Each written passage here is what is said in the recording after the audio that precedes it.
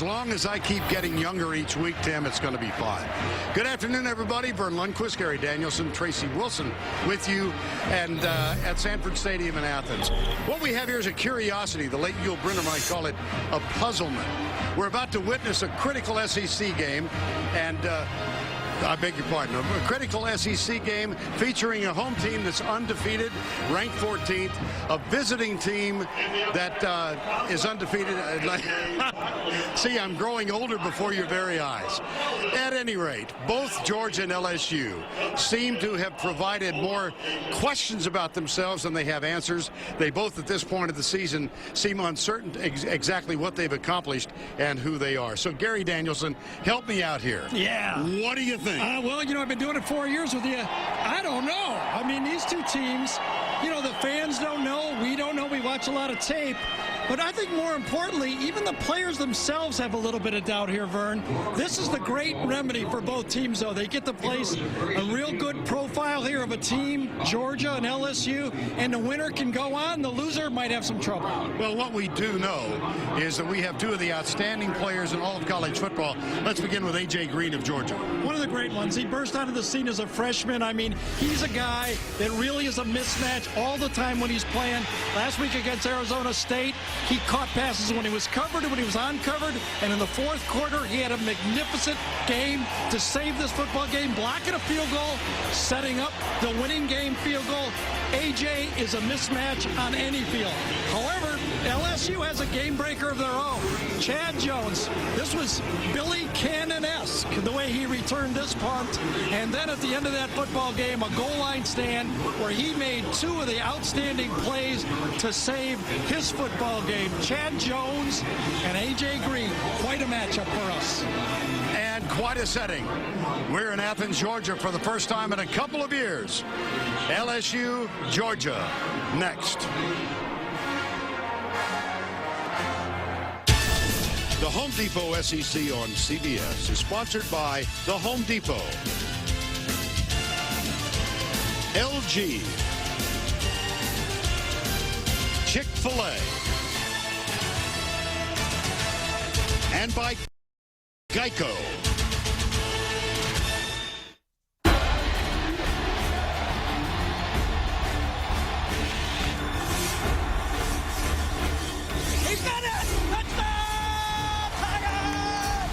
It out to Benson. He's got a little running room.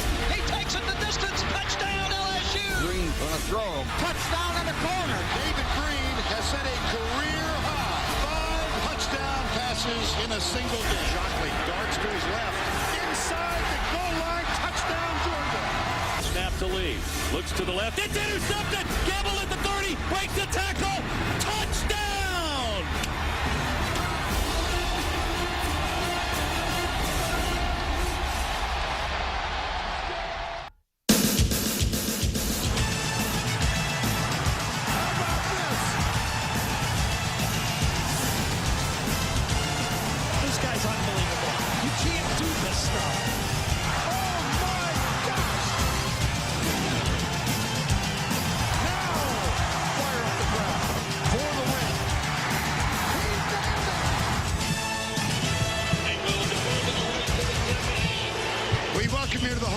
SEC on CBS, Sanford Stadium in Athens. And coming on the field, the undefeated Tigers of LSU, highest-ranked team to play here in Athens since 1995. It's a team that has not won here since 1987. And just a moment ago, the Bulldogs of Georgia. See, they have dominated in their games against teams from the West. They are 3-1, lost the opener to Oklahoma State, and have come back to win 3 exciting games in a row. LSU here in Athens. Les Miles is with Tracy Wilson. Coach, you're undefeated, ranked 4th in the country, but people call this team overrated. You're the underdog in this one. Is there something to prove today? Ranking makes no difference at this point in time in the year. This is about one ball game. Our football team versus Georgia. Play our best. Come away with victory. How do you prove that you deserve to be where you are, though, today? Every play, 100%. Good luck today, Coach. See you guys. enjoy the conversations between Tracy and Les Miles. You know, she baits him, doesn't she, Ben? It's why we recognize her as the Wolf. This game and all SEC college football games are brought to you in crystal clear CBS high definition. Picture perfect October afternoon as we have reached the 1/3 mark of this 2009 season. 75 degrees, winds out of the west at 5, and sunny and clear in the forecast. LSU leads the series 14-12. Georgia's won the last 3, and as we mentioned, LSU has not won here. There are only 7 players on the roster at Louisiana State University who were alive the last time LSU prevailed here at Sanford Stadium. Well, in this conference nowadays, to win on the road anywhere in this conference, you got to have your A game.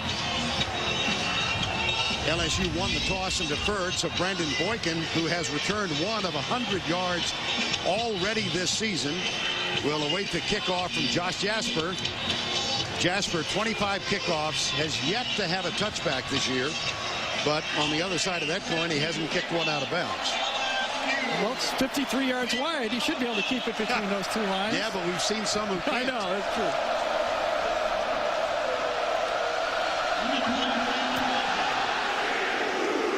This is a dandy. There's his first touchback of 2009. And the Bulldogs will take over at the 20. And the ever-patient Joe Cox in his only year as a starting quarterback. Sat behind Matthew Stafford for 4 years, 3 years actually, and has had one brilliant game, that against Arkansas, but a little inconsistent, Gary. Well, yeah, I think it's a little bit forced by the other team. Arkansas is putting a lot of points up. I think Georgia would have liked to have brought them along slow, but they couldn't. They needed to score points, and South Carolina did the same thing. Richard Samuel will open, and Justin Fields is split wide to the left. Bottom of the screen is a fullback. There goes Fields, slants across, gets the block on Raheem Alem, and the toss comes to the near side. Samuel is tackled by Patrick Peterson, number 7. And time now to introduce you to the starting offense presented by Chick-fil-A.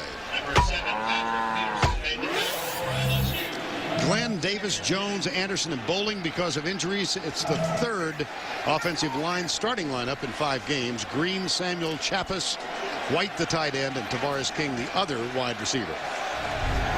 Not bad being the other guy when you're going to have number 8. I formation. Here's Cox with the play change. Handoff, Samuel goes right. Gets on the edge and out to the 26-yard line. It'll be 3rd down. Harry Coleman made the tackle with help from Peterson. Defensively for LSU, Raheem Alem, Al Woods, Alexander, and Laverius Livingston. Coleman, Shepard, and Riley Jacob Contreras still battling an injury in the middle. Hawkins, Taylor, Chad Jones, who had a sensational game last week, and Peterson. Here is Les Miles in his 5th year with a 46-11 record and 1 national championship. 3rd and 3.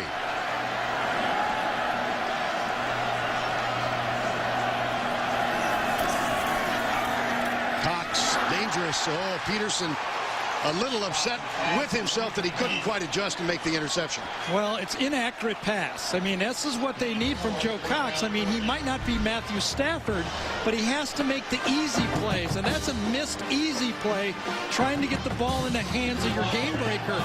That's the plays that we just came from Alabama that Greg McElroy is making, and Joe Cox must make for Georgia. Chad Jones is back to return it. The punt from Drew Butler, who is leading the country with a 50.1 average. That's a good one. Jones backs up at the 21. Breaks 2 tackles. Can't quite get loose. But he does return the 52-yard punt, 16 yards. And here comes Jordan Jefferson, sophomore quarterback, 56%. He's thrown for 1,127 yards in his career, 11 touchdowns, 2 starts a year ago after they benched Jarrett Lee. He's been intercepted once last year, once this year.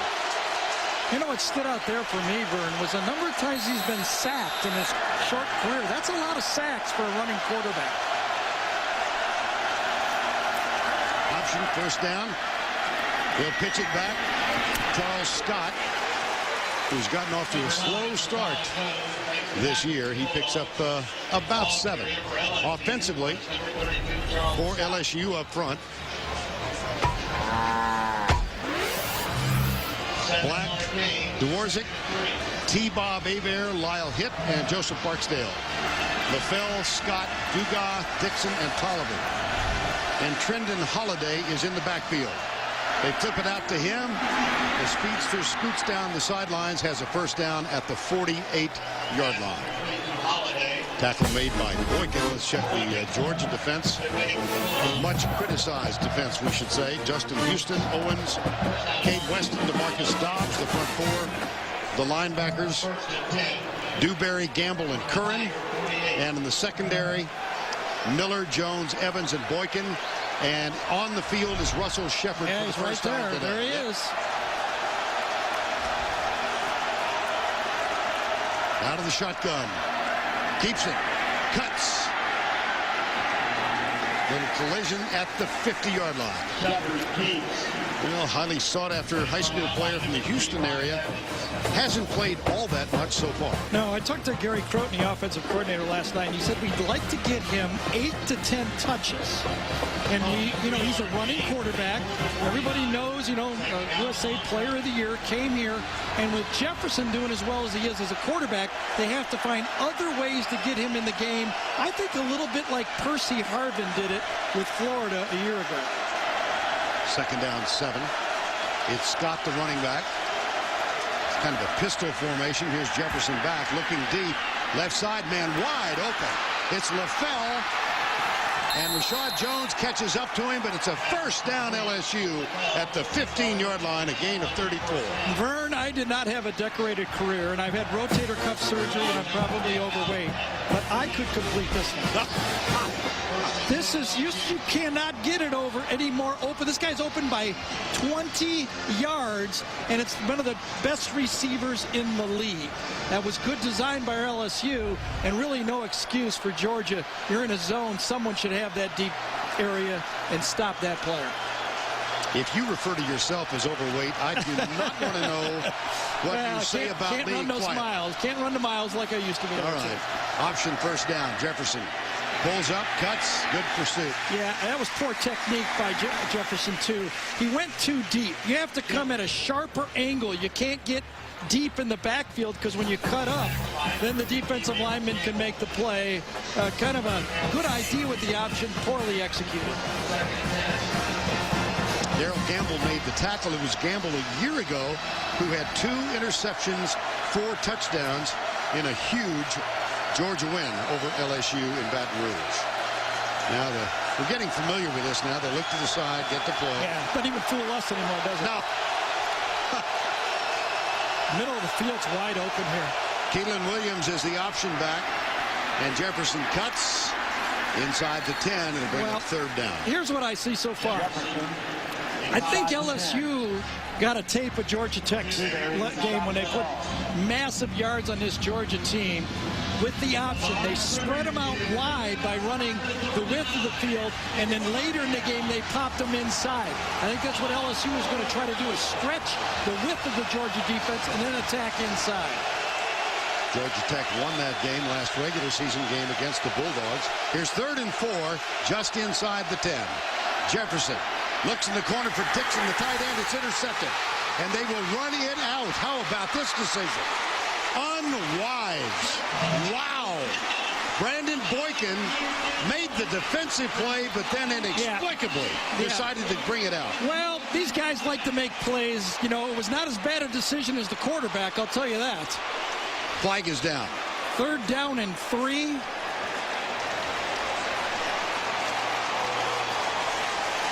then be declined. It was tripping on the pass. But this is a tough read by the quarterback. It's 3rd and 5. Boykin just drops. Boykin's right here. But watch, as the back goes out to the flat, he eyes Jefferson the whole way. He baits the throw. There's a back to the left. He's ready for it, ready for it. And, you know, here's where you go. Boykin says, I returned a kickoff 100 yards. Let's give it a try. Yeah, you make an interception, you get to make a mistake, I guess, once in a while. Somebody's got to tell it no.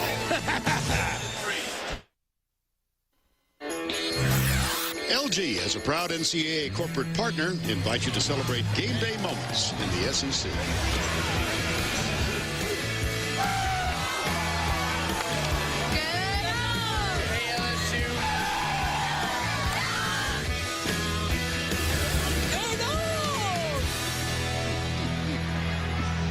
Oh, indeed. Life's good if you're a Bulldog fan. If you can't have fun coming here, you just can't have fun. It's a great city, great setting here at Stanford Stadium on campus. How ironic. Back-to-back years now. It wasn't as bad as last year. First play of the game for Jarrett Lee.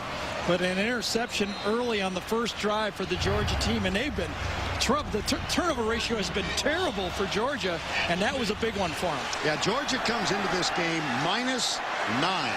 They've turned it over 3 times in each of their first 4 ball games. Here's the handoff deep and a 1 yard. And in contrast to that, LSU comes in ranked 5th in the country at +7 through 4 games. Now make it +6. Caleb King is the running back now. They'll rotate Richard Samuel and Caleb King. And before the afternoon is out, we're also going to see a freshman named Wayshawn Ely, number 24, who has yet to play this year.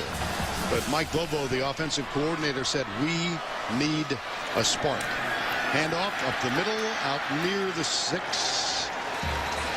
Well, Gary referenced this a year ago. It was Jarrett Lee at the quarterback and Darrell Campbell the linebacker. You know, a beleaguered Jarrett Lee in the first play of the game. He eyeballs, and all of a sudden he get picked off for a pick 6. And, you know, that's when LSU really started losing confidence in themselves last year. And it really dovetailed back at the end of the year terrible for them. Well, they were 7-1 coming into the Georgia game and wound up 8-5. 3rd and 7 at the 5. Joe Cox.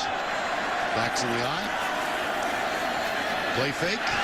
Looking deep down the middle. He's going for A.J. Green and overthrows him by 2 yards. And that's the matchup that everybody was waiting to see. Patrick Peterson against A.J. Green. And now that's 2 misses for Joe Cox.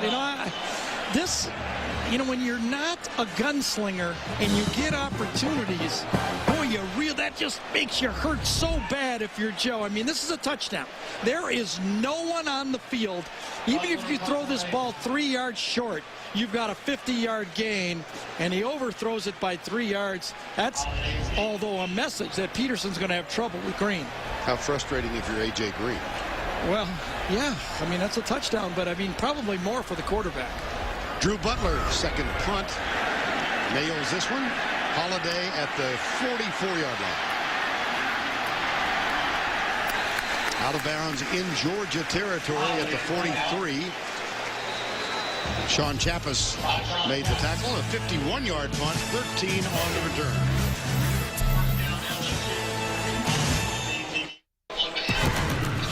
NFL Today tomorrow on CBS. Baltimore, New England, the lead game early. We've got 3 others.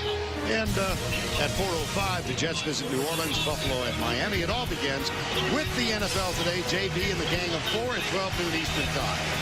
Last night, several of us had a chance to have dinner with one of the original stars of the NFL Today, Phyllis George. Looking great and now living in Athens. Terrific woman. She and Jimmy the Greek and Brent Musburger and Herb Cross started it all, didn't they? Yeah, they did. Yeah. Well, you know, this Georgia defense, the ball's on the other side of the 50-yard line. We're going to talk about this. This has been kind of the trend for this Georgia defense. First down 10. Here's Jefferson, draw play.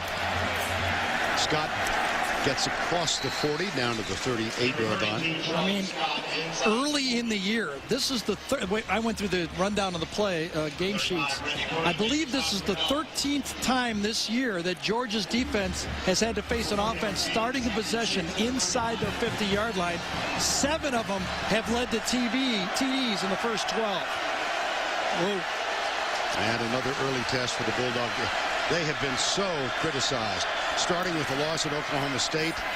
There's Scott inside the 35. They gave up huge yardage numbers and points. South Carolina, Arkansas. They won the Arkansas game, won South Carolina, but Willie Martinez, it's fair to call him the defensive coordinator, beleaguered. Well, you know, it's a high-stakes league, and people can read stats. So, you know, I mean, there's no protecting anybody in this league.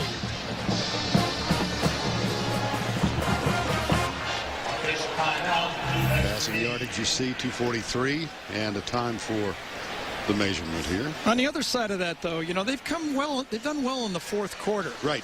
12 possessions in the fourth quarter for Georgia this year. 7 times they produced a 3-and-out. And last year against Arizona State, the defense saved the ball game for them. So, you know, still finding their way. And in the win, in the rain here last Saturday night, they gave up only 203 yards to an Arizona State team. Right. Granted, I don't think Arizona State's going to win the Pac-10. No, but they've got no Charleston Southerns on their schedule either. Exactly. Oklahoma State is a big player. Third and short, double tight end set. Hand off to the second man through, and that should be enough to give LSU a first down and 10. No, Mark Richt was telling us yesterday, Gary, we have been tested. Yes. And he said, you know, the stats, if you do have some of the lesser lights on your schedule, he didn't mention Charleston Southern, but we did. Right. Well, this hurry-up huddle, they caught Georgia still changing around. Jefferson will take off. Almost got a block in the back there. There's no flag. And Jefferson is out of bounds at the 29-yard line. Tackle made by Brandon Boykin, number 2. Yeah, Georgia was still not ready on this play as the hurry-up offense. Players coming in, players going out. And a hurry-up rush by LSU. And you can see guys still coming off the field as that ball was snapped. Tolliver is split wide to the left. 3 men to the right with LaFell in the slot, the inside man. Scott gets the handoff and heads left. Breaks a tackle. Yeah. Might have a first down at the 20-yard line. Now you can see the game plan that offensive coordinator Gary Croton has brought for this field. Spread them out, run the option, and then come back and bang them with his 2 big running backs, Scott and Williams. Georgia player limping off. I believe it's Cornelius Washington. I think it was. You know, and it's almost impossible to believe that with all the returning players that LSU has, they're ranked that badly in offense. I mean, it's going to explode sooner or later. They just have too much talent. First down, 10, LSU. Scoreless game. Play fake. Jefferson, watch out from behind. He gets it free, and is it caught inbounds? Man, what a catch. I think it is Tolliver. Yeah, what a catch. There's a conference with the 2 officials, and it's ruled a catch. Wow. I mean, that ball, there was like a 1-foot circle to throw this ball into. Kind of a sloppy route there. Covered well by Prince Miller to the outside, and there was nowhere else to throw that thing, and he caught it. Look at him catch that thing with his hands. He had his left foot in, then got his right foot in. 2 big, fast wide receivers for LSU. And this is where, if they don't run it in, Ricky Dixon right here, the tight end, really becomes a weapon for LSU. And timeout. I'm going to review it.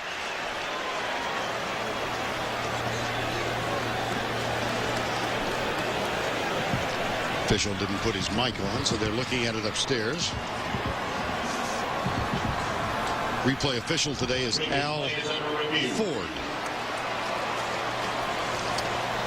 You know, very interesting about Jefferson, as you see him come out of the pocket, he's, you know, a lot of people consider him, a running quarterback, but, you know, yes, he is a little bit, but he's more of a thrower, if you ask me. I mean, I was talking to Les Miles and Croton about this last night.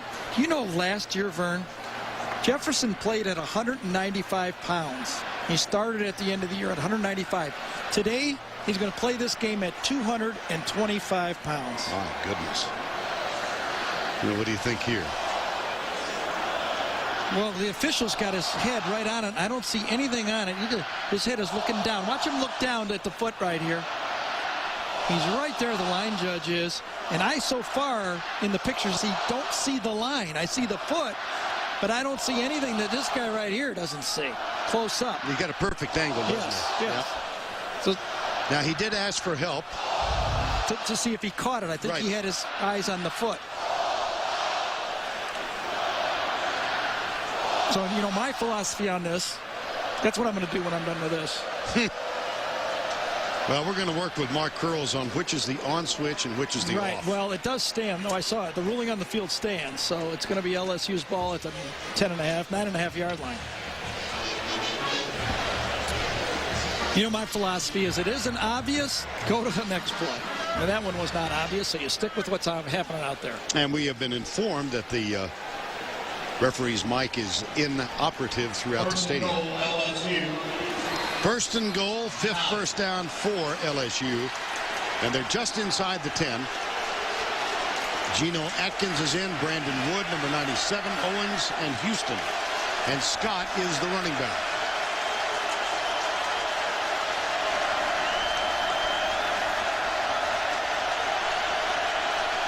LaFell and Tolliver both to the left side. Scott comes right, and he reaches the 5-yard line. Scott to the 5. Murray and Owens with the tackle. 2nd and goal. James Stampley, the fullback, number 35, hustles off the field. And now Jefferson will go from the shotgun formation. LaFell, Chris Mitchell are wide left. Tolliver's wide right. And Dixon, the tight end, they throw it across the middle to Scott. Caught and dropped. You know who did that play? Number 35, best tackler in the SEC, Rennie Curran, smelled that thing out, played his position, and he is a sure tackler. Watch number 35 right here. We've been watching him for a couple of years. There he is to the outside. He's got the running back man-to-man. He eludes the block from Barksdale and makes the tackle. They had a blocker on him. He just eluded it. Lost one, 3rd and goal from the 6, and Holiday is on the field, spread out as a wide receiver to the right. Here's Jefferson, 4-man rush into the end zone, overthrown, 4th down, field goal unit will come on. Well, that's great confidence in LSU and Jefferson. Remember, last time down there, he had thrown an interception, so what do? Come back and throw 2nd down and 3rd down. Ball's going to try to go right here on the slant, and very overthrown to the outside. They had him. He had Tolliver open. He just threw it way high, way high. Really down by the goal line. That ball's got to be way low. That should be down by the knees. In the rain at Starkville, this unit had problems with the snap and the hold last week. Some thoughts that they might change. They do not. So the holder is Joey Capel. This is a 24-yard field goal for Josh Jasper. Snap is good, hold is down, kick is up, and he knocks it home, and LSU grabs an early lead. Well, that stops for Georgia. You know, LSU saying, all right, guys, we're moving the ball. We got 90 yards. But Georgia's defense holds. Both guys are surviving here.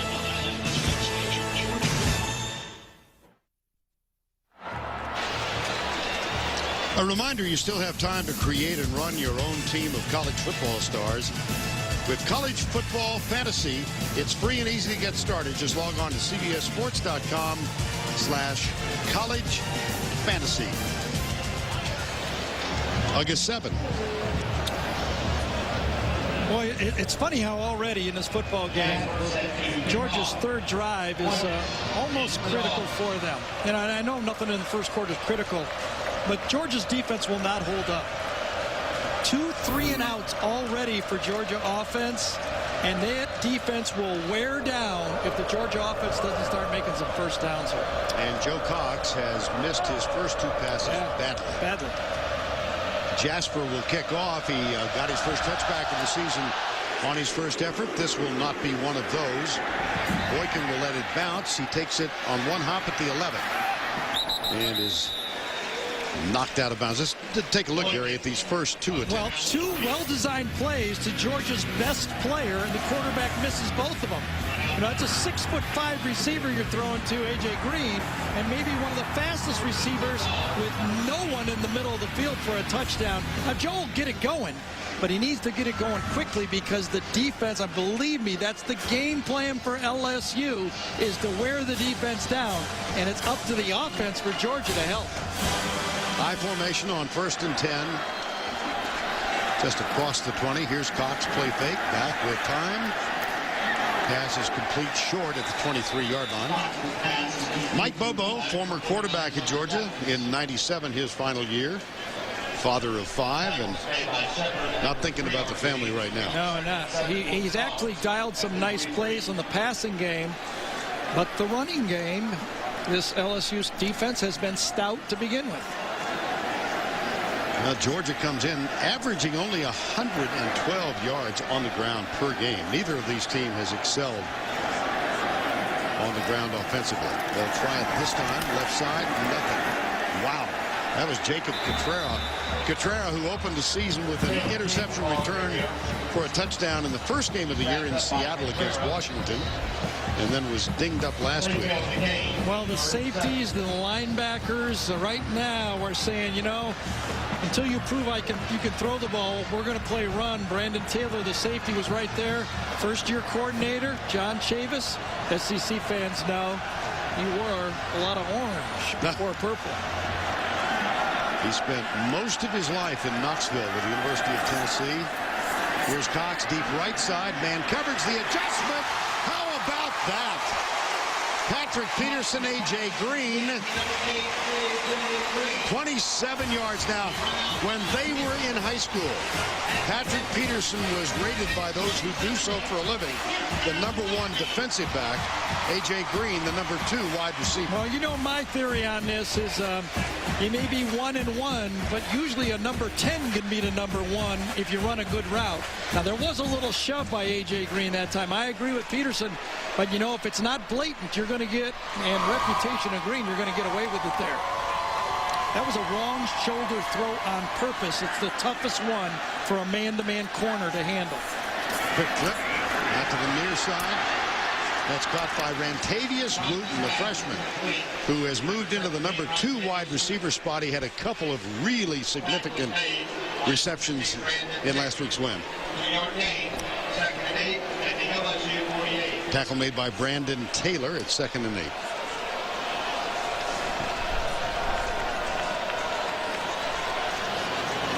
(3-0) LSU.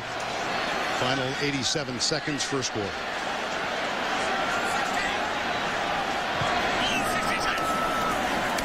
Play action again. Cox with a lot of time. Now he has to dart to his right. Al Woods giving chase, number 97.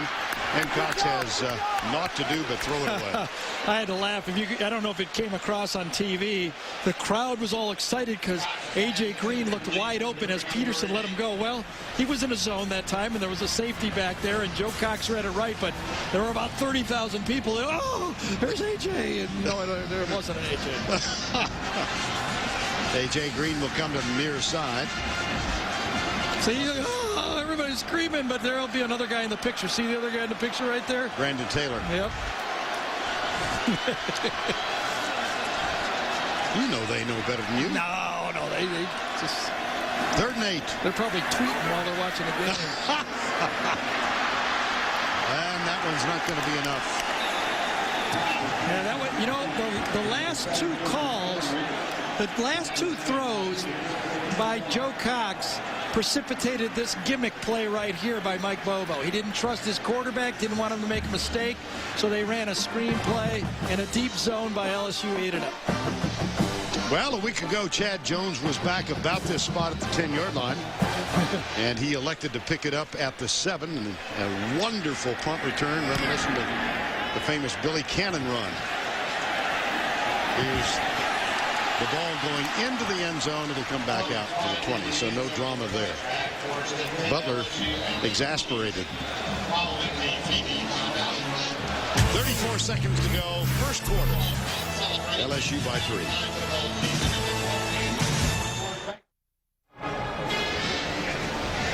Back at Sanford Stadium, Athens, Georgia, nearing the end of the first quarter. LSU 3-0. A week ago Saturday night, one of the scarier moments this year in college football. Tim Tebow, the Heisman Trophy winner, knocked out, we think.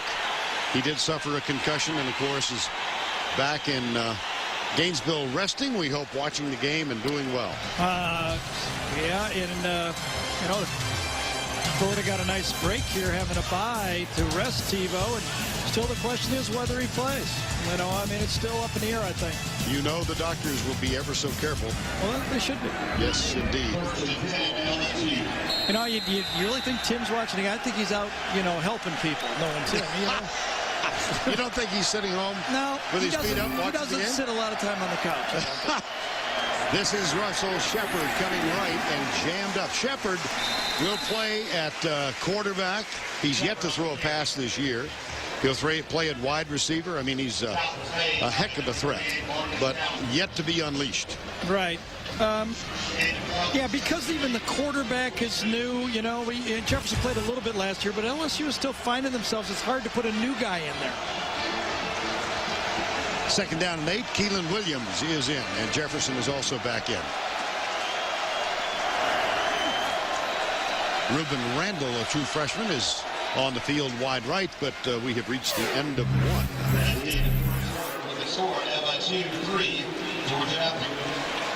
So they'll make the long trek to the other end. That's the end of the first. LSU by 3 will return to Sanford Stadium after this message and a word from your local station.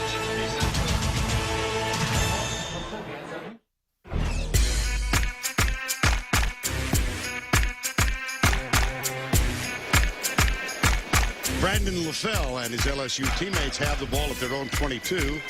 2nd down as we begin quarter number 2. Vern Lundquist, Gary Danielson, and Tracy Wilson. 3-0 Tigers lead on the road. Looking for their first win here since 1987. There is LaFell, and there's Russell Shepard.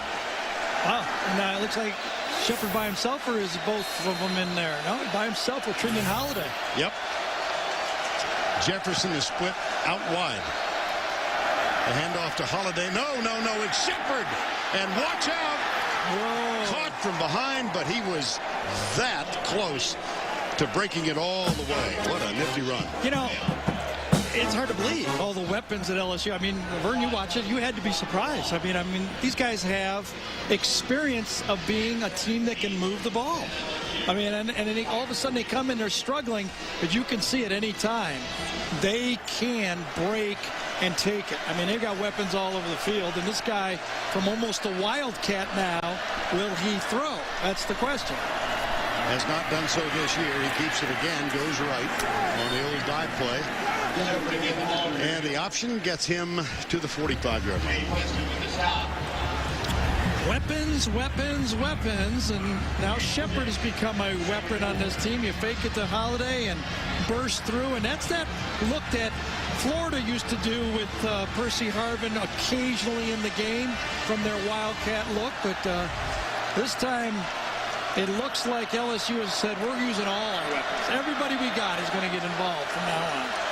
Now Russell Shepard is on the bench, and Jordan Jefferson back at quarterback with Holiday behind him. That didn't look smooth, did it? Wow. Holiday at 5-5. Well, first chance we've had to head back to Tim Brando for this John Hancock update. All right, Vern, trying to get to 3-0 in the Pac-10, never easy, but Stanford did do it in '99. They went on to win the 2000 Rose Bowl, trying to get it done against unbeaten UCLA today. Toby Gerhart in from 5 yards out. They lead it 7-3. Back to you. All right, Tim, thank you. UCLA has won 5 straight over Stanford. 3rd down and 1 at the 48. That should be enough. It will be enough to move the chain. First down.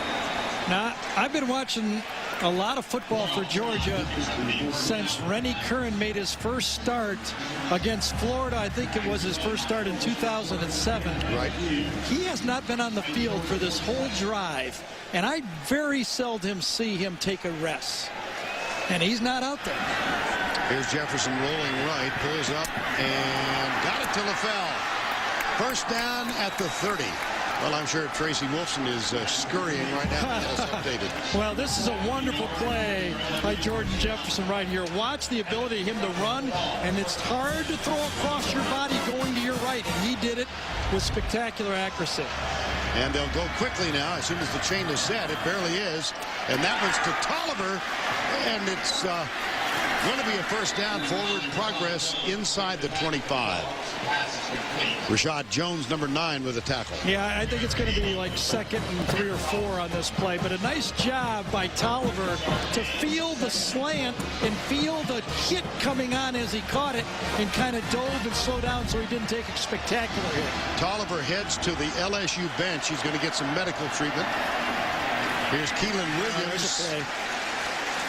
And in the middle, Geno Atkins, number 56, is stopped. Yeah, Geno did a good job that time. Inside with Weston, Atkins, and Owens. They got 3 good playmakers there as it looks like the Tiger is down on the field.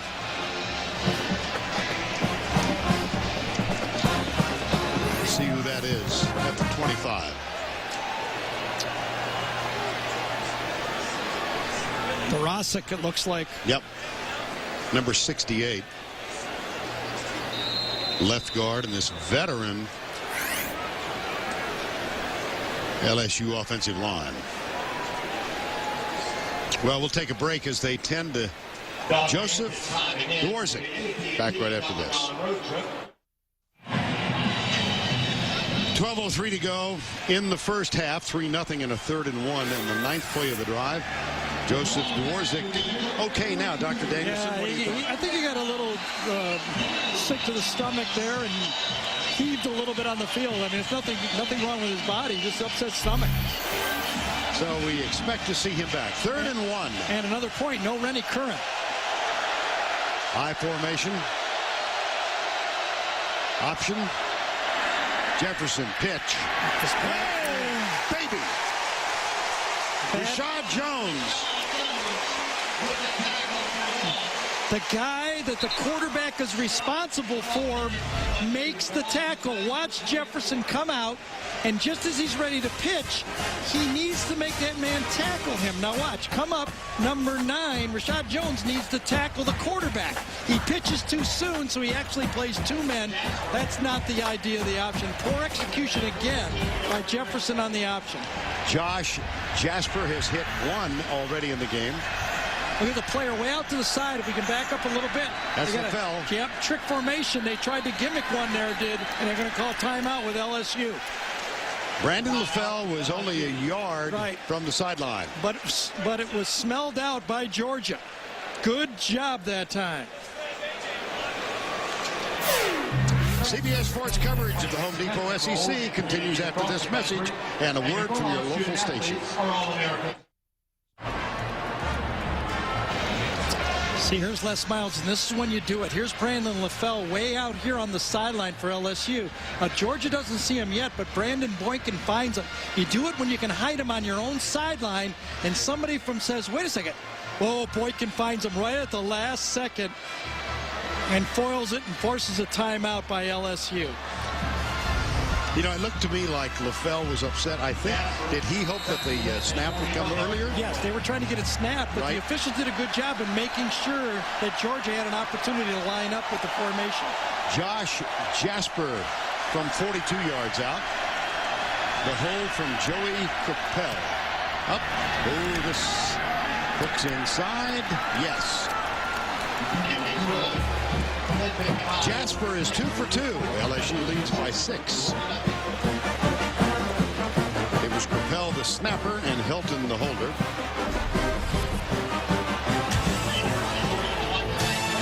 LSU is dominated, but they only lead by 6. Nothing to it.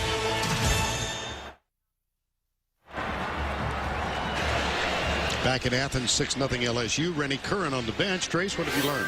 Well, I was told it was just a substitution pattern. He never actually came to the training table. I did see him walk with a little bit of a limp, but Willie Martinez, the defensive coordinator, just came over, was speaking to the defense and speaking to Curran specifically, so we can expect to see him back out in that next drive, guys. Well, he's an important player. I mean, I don't recall, I could be wrong, I guess, that he ever left the field. I mean, he was one of those guys. But now, LSU's got a lot of plays, over double the plays in this football game, I think, so far. And it's, 40 plays already. Maybe it is a substitution pattern. And it might be a smart one because it looks like LSU's going to have a lot of them. Brandon Smith, number 1, is back to return this kick, which is very, very short. He grabs it at the 22. And he's down at the 38-yard line. And let's go back and spend a moment with Tim Brando in New York. Vernon, Gary, Florida State has been playing a lot better on the road they have at home, but fine young Christian Ponder is going to be sacked on 4th and goal by BC. Boston College up 7-3 and driving. Bobby Bowden not too happy. Hey, but Doug Flutie is. BC with the lead and driving. Back to you, Vern. Doug Flutie always seems happy. Intense, but happy. Did you hear Bobby Bowden's great quote on TV this morning? What are you going to do with all those deep passes? And he said, move my safety back. So true. Oh. There's the handoff to Samuel up the middle. Samuel, the ball carrier. And it's time to welcome our weekly visitor, who's a little slow today. Probably spent some time on Broad Street last night. Trivia question. When was the last time in the regular season that a conference had 3 teams in the top 4 of the AP poll? There are 3 SEC teams: Florida, Alabama, LSU, and Texas, of course, currently ranked 2nd.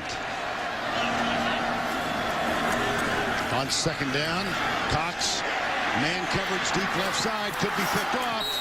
Nope, knocked free. Well, Patrick Peterson, A.J. Green. That's going to be a great battle. Isn't that? I mean, you're looking at 2 professional, in the future, professional football players. And this time, Peterson does it as well as you can. Look at him turn that head, sense the football, go up and make sure that Green can't go up to the top of that football and bring it down.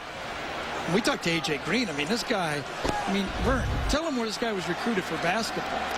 Georgia Tech, right? Cincinnati, and Syracuse. Syracuse. You don't get recruited by Syracuse unless you're a serious basketball player. 6'4", started in high school at 180, played at 190 last year. He weighs 210 now. On the sweep right side, this is Samuel. Oh, boy. You get the idea that the Bulldog fans weren't nuts about the call. Well, Gary, here's an intro. Let's take a look with our Jack Links action cam. Well, you can see it in slow motion. You can tell that A.J. can feel that ball and reaches up and gets it at his high point. But Peterson, who is a big, tall, angular defensive back himself. And the other thing about Peterson, he has very long arms for a corner. You're going to make a lot of money in the future for this guy. Drew Butler on to punt again for Georgia, and Trendon Holiday is camped at the 20. Oh, boy, nailed it. Holiday all the way back at the 11. A lot of room there. And a lot of speed. That's a good open field tackle.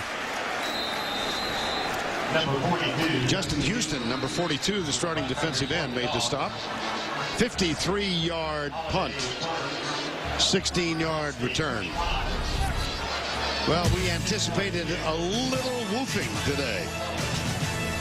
We get it from Peterson. Tim Brando in New York. Coming up on the Geico Halftime Report, Spencer, Tony, and I will get you caught up on all of the action, including Michigan State in overtime with freshman running back Larry Caper setting sail 23 yards for the win against Michigan. Now, let's get you back to LSU and Georgia.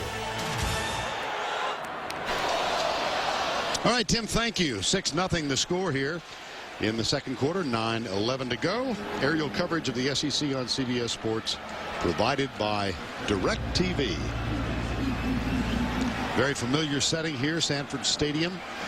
Opened in 1929. Has been expanded several times since then. And here is Rennie Curran back on the field, Yeah, that's Gary. good news for Bulldog fans. He's had 39 tackles to lead all Georgia Bulldog defenders. In the first 4 games, he leads by 12 tackles over the second-place man. All over the field. First down and 10. Hand off to Charles Scott. Comes left, has a little room, and works his way across the 30, near the 35-yard line.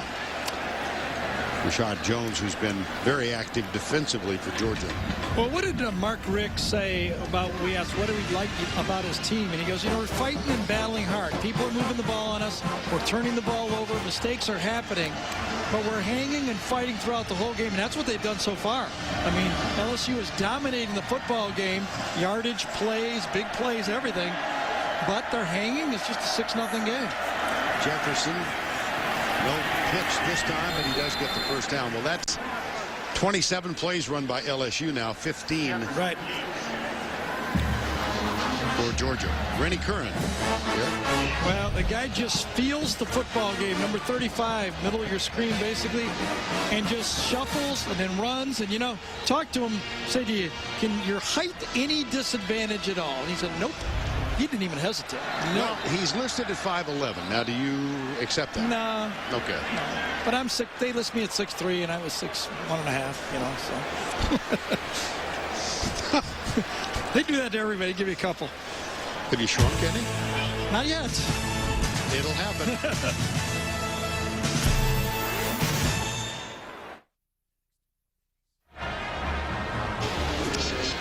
Well, as we said, Rennie Curran listed at 5'11". Sam Mills, you remember him, played at 5'9".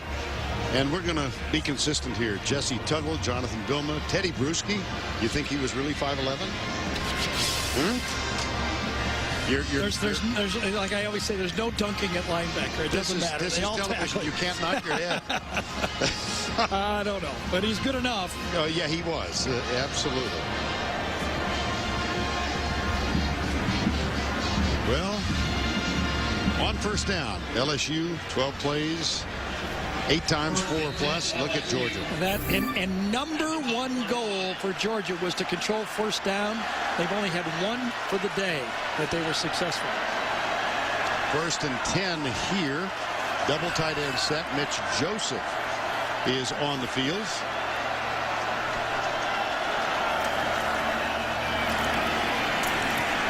This is Keelan Williams. Jeff Owens is the first man there defensively.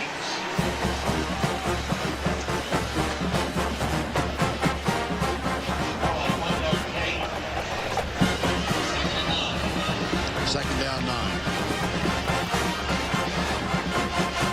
LSU with victories at Washington, back home against Vandy, Louisiana Lafayette, and then that great goal line stand last week in the rain in Starkville. They held off Mississippi State by 4.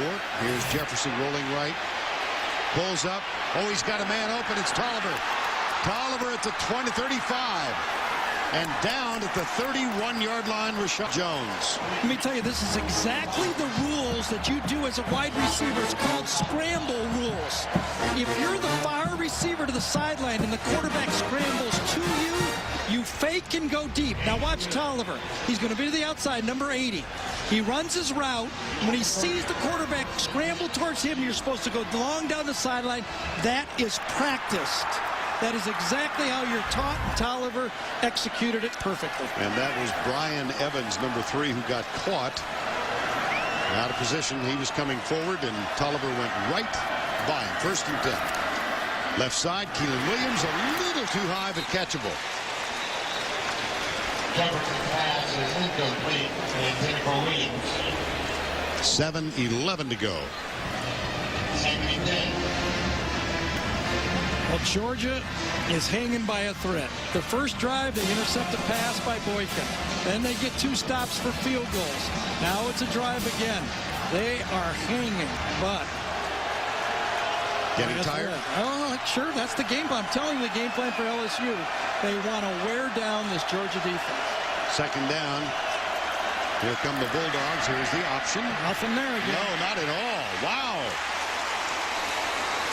Darius Dewberry, number 52, fine defensive play for Georgia. You know, I think if you're an LSU fan, you're going, well, why do we keep running this play? It's not working. It's just not there. They seem to be defending it. But what it is doing is it's stretching that Georgia defense out, and it's making other options available to gash them up the middle. Take another look at Dewberry on Jefferson. It's 3rd and 9 now. 5 wides. And a little mix-up. Tolliver sends Holiday inside. Now they back off. It's a little confusion for the offensive set. Jefferson goes right side. Drills it for the tight end, Dixon, first down.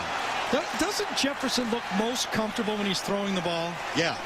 I mean, everybody says he's a runner. I really think he looks best when he's throwing it. Now, what I think is happening for the LSU coaching staff is it was so tough on them last year when they let Jarrett Lee kind of get off and throw too much, and you go right to your playmaker right there, Dixon. I think they look much more comfortable, even though he throws. They're throwing when they want to, not when they have to. And here comes Shepard again. Yep, and that sends Jefferson out wide right, wide left, and timeout call. That's the second time the Tigers have had to use a timeout. Last time was on the attempted gadget play off the field goal. So Shepard talks to Les Miles. 6 minutes to go, first down. Well, let's see if we can get the duck on screen a little quicker than, yeah, sure. The last time in the regular season, the conference had 3 teams in the top 4 of the AP poll. You got to go back a few years, all the way back to October 2nd, 61. Ole Miss 2, Georgia Tech 3, Alabama 4. The number 1 team at that time, the Iowa Hawkeyes, but they proceeded to lose 4 in a row. Texas took over as number 1. They had James Saxton, Jack Collins, Mike Cotton in the backfield. May have been Darrell Royal's best team. Wow. But they lost to TCU 6-0 in November. That's way more than anybody needed to hear. Oh, wow. Ball came out. Oh, my gracious. The ball was on the sideline. At least the side judge says the ball hit the line. I thought the ball came out when Shepard hit the ground. Now, it was a great tackle by Jones, but I thought it popped out when Shepard hit the ground. Rashad Jones makes the play. Now watch him drive him into the ground, and it pops out. I think they may review this. Another look. LSU's trying to hurry and get the play call. Yeah, they're going to review this. It's funny. Mark Richt took the timeout right there. He thinks that it's so close to the sideline, he wants to give the official time to look at it, the review official.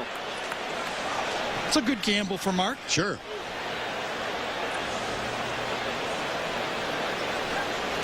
See, his elbow's down and the ball pops out. I believe when this happens, I thought he was down when we looked at that first replay.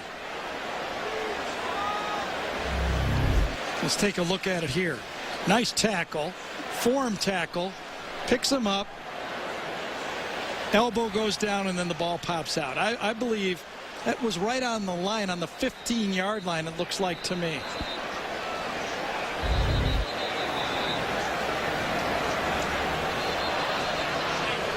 And so we wait. And there's no conference. It was just a timeout. Yeah, with the referee and Al Ford upstairs, the replay official. I'm surprised. Me I'm too. surprised it's not been reviewed yet. I mean, it looked pretty obvious to me. They're going to snap it. Who knew? I'm sure that's why Mark Richt. Sure he did, because the ball was on the sideline. Yeah. And no conversation between the referee and the replay official. Second down. Charles Scott can't block. Marcus Doughton, number 38. Well, you got to give this defense credit. They are hanging tough. The offense for LSU is working until they get inside the 20, and then they can't find anything. Loss of 1, 3rd and 10. The shuffling of the personnel seems to have paid off for Willie Martinez. The guys are not dog-tired yet.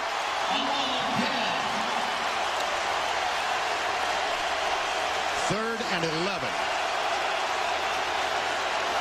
5 wide, empty backfield.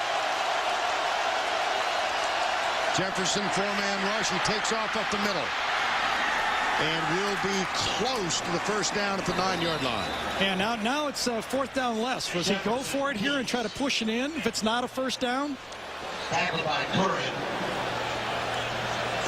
I mean, you got to get every ounce of your defense. Every ounce of your defense out of it right here. I don't know. Did he say watch quarterback draw? I couldn't really tell what he said. I couldn't. No. Ball is spotted. Well, the ball is spotted. It's 4th down, just short of the 9-yard line. It's an interesting call because a field goal makes it a 9-0 game. But, you know, Les doesn't like field goals. But his team is 0 for 4 this year on 4th down. Quarterback seat? I don't know. I'm not sure. See where the spot is. Line judge comes in. Left foot spot here. Obviously, the chain's going to come out. That's close. I think so, too. Yeah. I'm not sure he made that. I got to tell you, just eyeballing this, I think Georgia's going to take over. Really, it's within inches.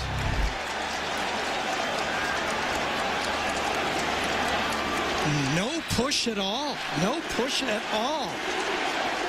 This place will erupt if this is short. You know, the defensive tackles did a great job there. Yeah. How about that? You know, I didn't like the formation at all because the only option was the quarterback sneak on the play.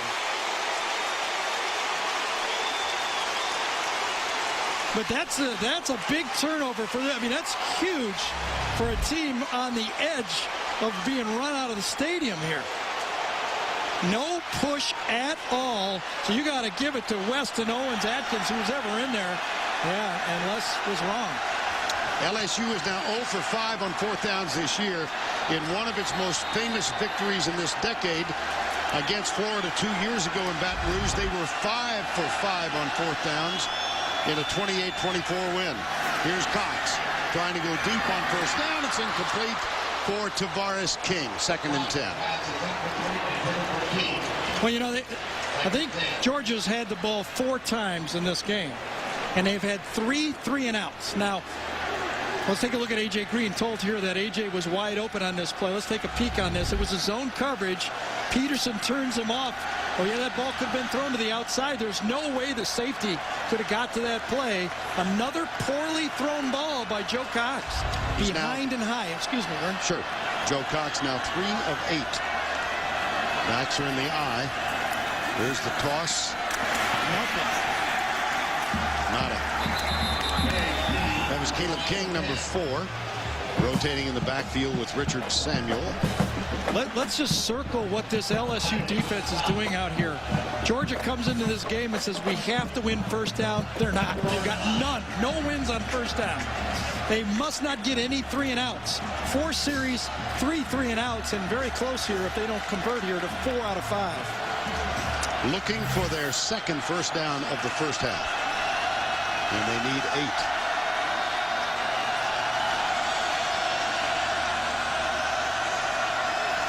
LSU brings forward.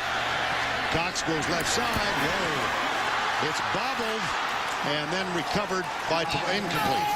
Incomplete. It'll be 4th down. And look at this now. LSU with Trindon Holiday is going to get this ball inside the 50-yard line again. Unless there's a big mistake.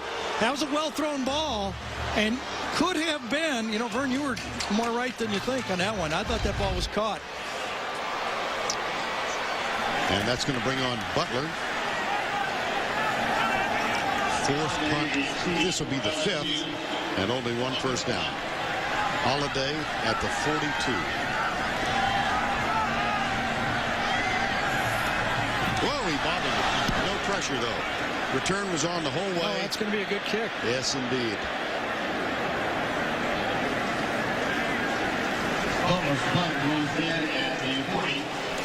49-yard punt.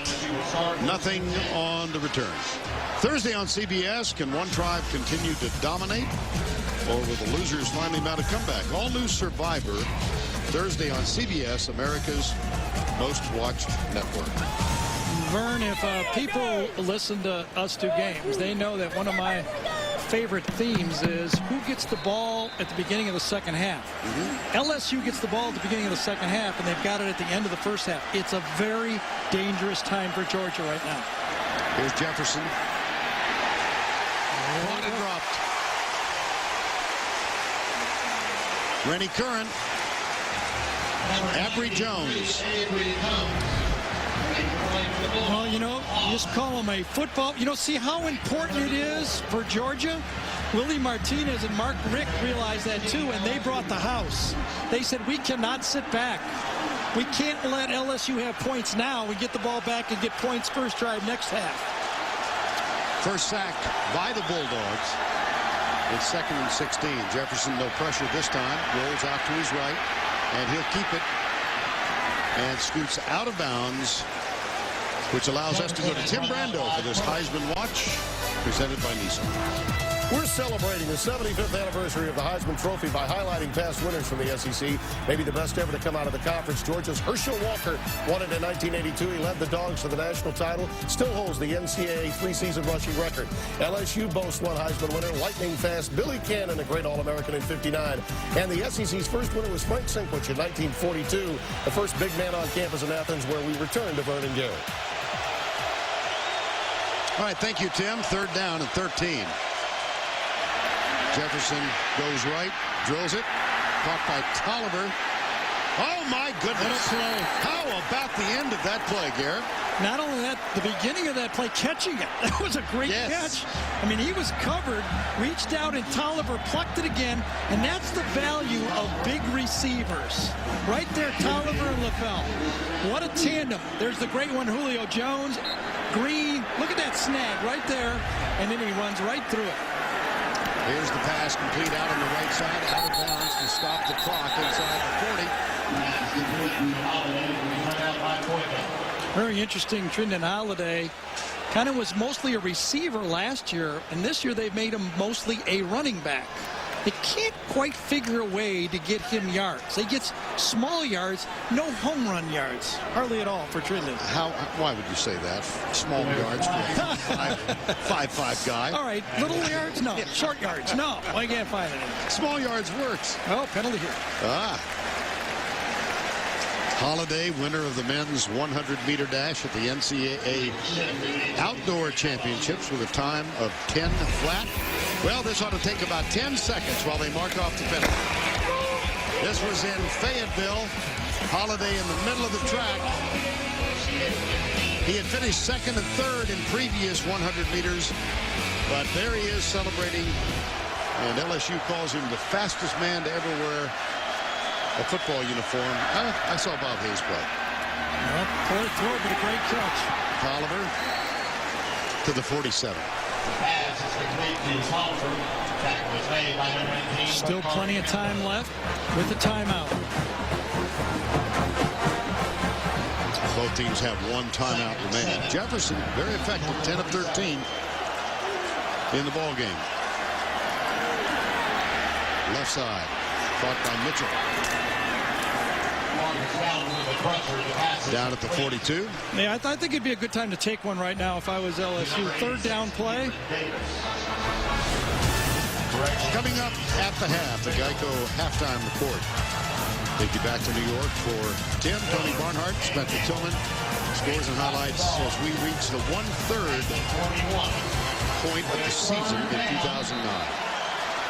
Well, they took it. They just took it 9 seconds later than I thought they would. So the last LSU timeout. 6-0. Les Miles' team leads.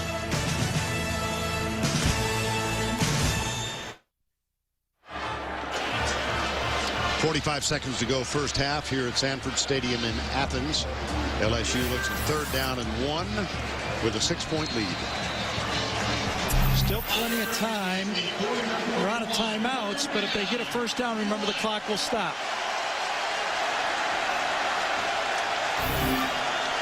T-Bob Hebert is the center. Georgia playing safe. And off to Scott. Close. I don't think so. You know, I mean, that's really tough for LSU to take here. Georgia almost concedes the first down. Watch them play 4 deep right here. 4 deep they're going to play. They run the ball right up. They got the numbers inside and can't block anybody. Nobody even touches inside at all. Couldn't get it cleared there. My fault. It looked like Marcus Doughton led the defensive charge, and so it's 4th down again. And I wonder if they'll go field goal from this far. Jasper's hit 1 of 52 so far this year. That would be much farther back than that. Well, you know, I wonder if there's better odds in, well, 5 seconds left, so they've committed to the field goal. They're going to let it go? Why wouldn't you throw one to the end zone? Halftime. I have no answers. Well, I couldn't get it out there fast enough. That's what it was. So it's 6-0 LSU. They dominated offensive plays. And once again, we're going to have Tracy Wolfson with Les Miles. Coach, you let the time wind down there instead of trying the field goal or throwing one in the end zone. Why? Yeah, we didn't think that we had the distance at that spot. And they stopped us on 4th down. We figured that we might get another play or 2 before we kick it. Talk about that other 4th down and 1. Wish we had it back. I'd like to have gotten the 3 right there. Felt like we could get it. Felt like I don't know that I've ever lost any yards in that play. Thanks, Coach. See ya. Thank you, Tracy. That's the end of the first half with our score of 6-0. Let's go to Tim Brando in our New York studio.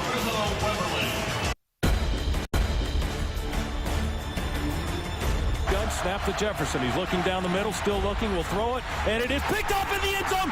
Side, and he is driven into the ground by Jones. The ball is loose and fumbled. Do we have it? We welcome you back to Sanford Stadium on the campus of the University of Georgia. Some better dressed than others. 6-0 as we get set for the start of the second half. And LSU will receive the second half kickoff. 6-0. LSU trying to win here for the first time since 1987. Trindon Holiday, number 8. Ron Brooks is number 13. And the kickoff man is Blair Walsh. Goes right through Brooks' legs and out of the end zone. That'll come out to the 20-yard line a moment ago. Mark Richt with Tracy Wolfson. Coach, just 49 total yards. A.J. Green, just 1 catch. How do you get him more involved in this offense going? Well, we got to throw it to him more. That would help. More offensive plays would help. But when you think about where we're at right now, we're 1 play away. We're 1 drive away from taking the lead.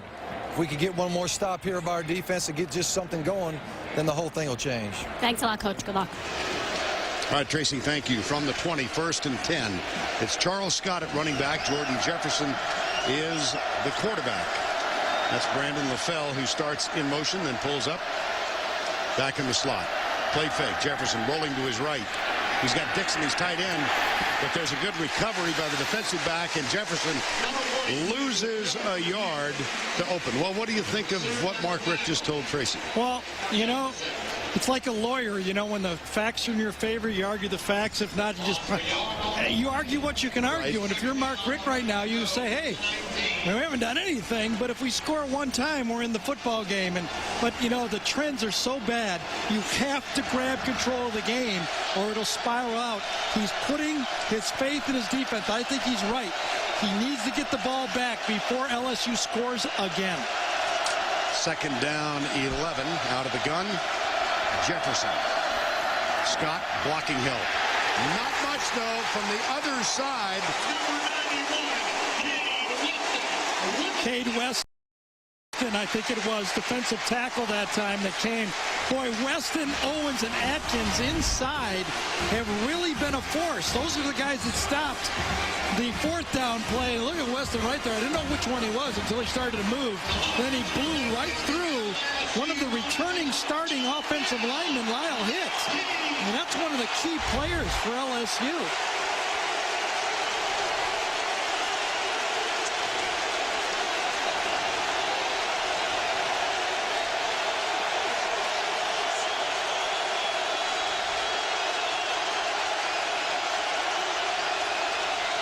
3rd and 19.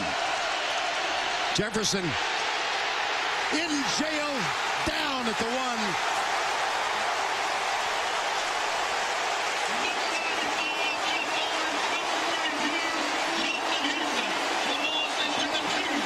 Well, it was a 4-man rush, 7 men drop, deep zone.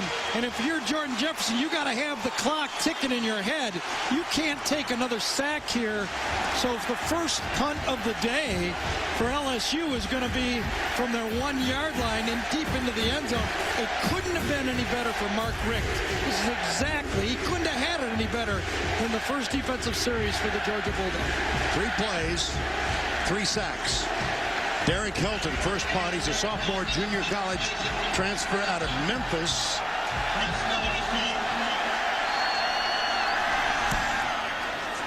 Nice one. But a fair catch will be taken, and the Bulldogs get the ball on offense at the 43-yard line. How about trends from the first half, Gary? Well, you know all the stats are going to favor LSU, but the score is what I think Mark Richt could point to. Jefferson was okay, made some nice throws, but couldn't put it in the end zone. Cox, I think the key thing is he needs accuracy. It's not how many balls he throws, but being accurate with it.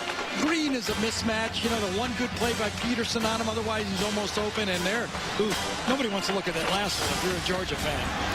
First down 10 at the 44. Georgia trailing by 6. Handoff, reverse, nothing. What a play. Rontavius Wooten wound up, and Kelvin Shepard was right there to meet Wooten as the time he got the ball. Kelvin Shepard makes the tackle for LSU. Wide, outside, tremendous job of playing your position this time. Comes inside Shepard, checks the quarterback, and then sees the reverse and makes the tackle. Boy, all of a sudden, instead of getting nothing on first down, which was the trend in the first half, they get -10 on first down. Tried to trick the LSU defense instead of believing in their offense. At Brandon Smith, number 1, who plays both sides of the football, in to take the handoff and then shovel it back. Here's Cox across the middle. That's caught by Aaron White, number 81, the tight end. Okay, got half of it back. Right. Anybody's play here. Remember, the defense should tilt towards A.J. Green. You should be able to find some holes in the zone. Patrick Peterson is out here awaiting A.J. Green. LSU is saying, watch the screen. Here's Joe Cox, senior from Charlotte, North Carolina. Got help on Green this time. Chad Jones helping on Green to the top of the screen. Cox looks that way, fires deep, got him open. A.J. Green at the 13-yard line.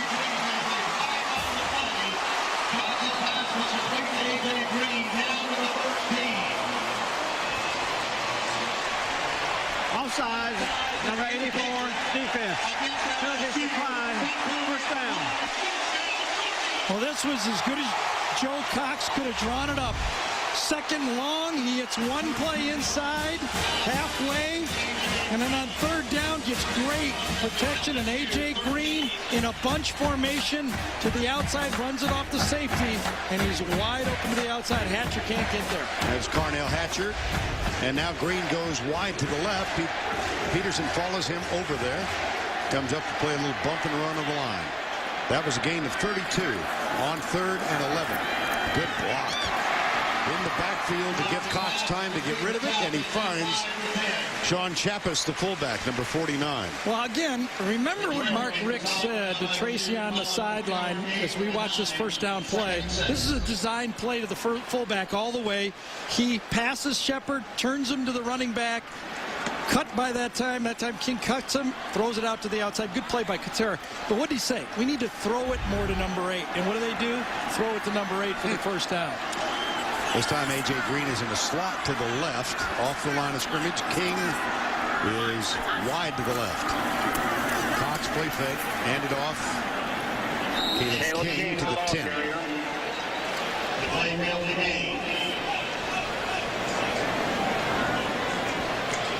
Mark Richt, 9th year Now, at the University of Georgia, you were making the point before we came on the air that this man has led this team to 8+ wins in each of his years here. Yes. Yeah. 12 years in a row for Georgia. Number of the best in the country in the last 12 years. You know, John Chavis, coordinator for the Tigers at Tennessee, would blitz in this situation. Let's see what he does here. Doesn't look it. 3rd and 6. Cox, here comes the rush. He's hit as he lets it go. I think the flag went down early. I wonder if it was delayed or was a flinch early because the umpire threw it. Yes, it looked like the right guard moved that time. False start. Number 61, offense. 5-yard penalty. No 3rd down. Center Ben Jones. This Georgia team averages 10 penalties per game. That's their first of this ball game. Yeah, I actually thought it was the right guard that flinched just before the play. No, it was Jones and the guard both. Ben Jones leaned back, and then right guard Justin Anderson kind of leaned back also. See the turnovers per game. They've yet to turn it over. Here's Cox going in the end zone. Up and incomplete. Contact, but no flag. Perry Riley, number 56. Went to the receiving tight end that time, Aaron White, number 81, and that was close. It looked like there were a few hands in there. But a successful, after the first play disaster, a successful drive for Georgia. Now Blair Walsh, his first field goal attempt. Yeah, he grabbed the hand that time, no doubt about it. Riley got his arm on there, and White thought he could have caught that ball. Walsh hit the game winner against Arizona State in the rain last week. Here's his attempt. Georgia on the board. My gosh. It's the first field goal Blair Walsh has missed this year. A perfect 8 for 8 until that attempt. Wow. See if the hold looks good. Looks decent. The ball should lean towards the holder. That's one of the things that the holder's supposed to do.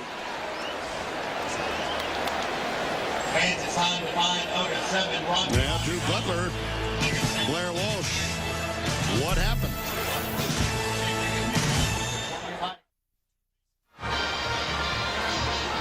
Six 0 LSU over Georgia. 8:43 to go in the 3rd quarter. Let's take a look at our Home Depot tools to victory. On the last series, LSU tried to throw the ball 3 times. The Georgia defense had 3 straight sacks. First of them by Justin Houston, the defensive end, and Cade Weston inside. And the last one was really on the quarterback, Jefferson. But I think the Georgia defense gained a little respect from LSU because of their stops in the run game at the end of the first half. All of a sudden, they come out and throw the ball 3 straight downs. So we still stand at 6 0 after the missed Blair Walsh field goal. 8:43 to go. LSU will test the middle of the Georgia defense, get it out to the 25-yard line. Charles Scott, the carrier. Marcus Doughton, who's been active at that middle linebacker spot, number 38, with the tackle. Scott now 12 carries, 46 yards. 1,200 yards last year. He got such a great start to the season. And been a little muddier this year. On 2nd down, Jefferson, nobody open, throw it away. Oh, nice coverage again. It's secondary for Georgia. Done a nice job. Even the completions, as we remember, have been well covered, and those receivers have been plucking the ball. So that's not the real problem. I mean, we had that one where he was wide open where I said I could hit him. But outside of that, it's been a pretty good defensive day. Brandon Smith, number 1, the great freshman defensive back, is on the field now for Georgia as a nickel package comes in. Last player to play a lot on both sides of the ball here, Champ Bailey. They expect a lot from Brandon Smith before his career is over. Here's one-on-one. And Brandon Smith, on cue, throws LaFell out of bounds. Yeah, I think there's going to be a penalty on this, though, isn't there? No, something's going on. The LSU people, the players are confused. Quick snap. Nope, you're right. Smith came out, clean play, and they stop him again. 2 3-and-outs for the Georgia defense. Boy, I mean, people who watch LSU and thought their linemen coming back and their running backs coming back and their receivers coming back, I thought they all would think they could run the ball. Right. Is there anybody that didn't think they would be able to run the ball? I mean, I'll raise my hand. I thought they'd be able to run the ball against anyone this year. So far in this game, Shepard has 30 yards, Scott 46, and Holiday 3. That's it.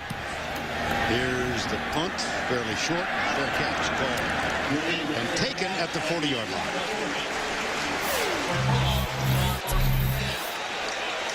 Hilton's 33-yard punt. Chad Jones, one of the stars of the Tigers. We'll tell you a little more about him in a moment.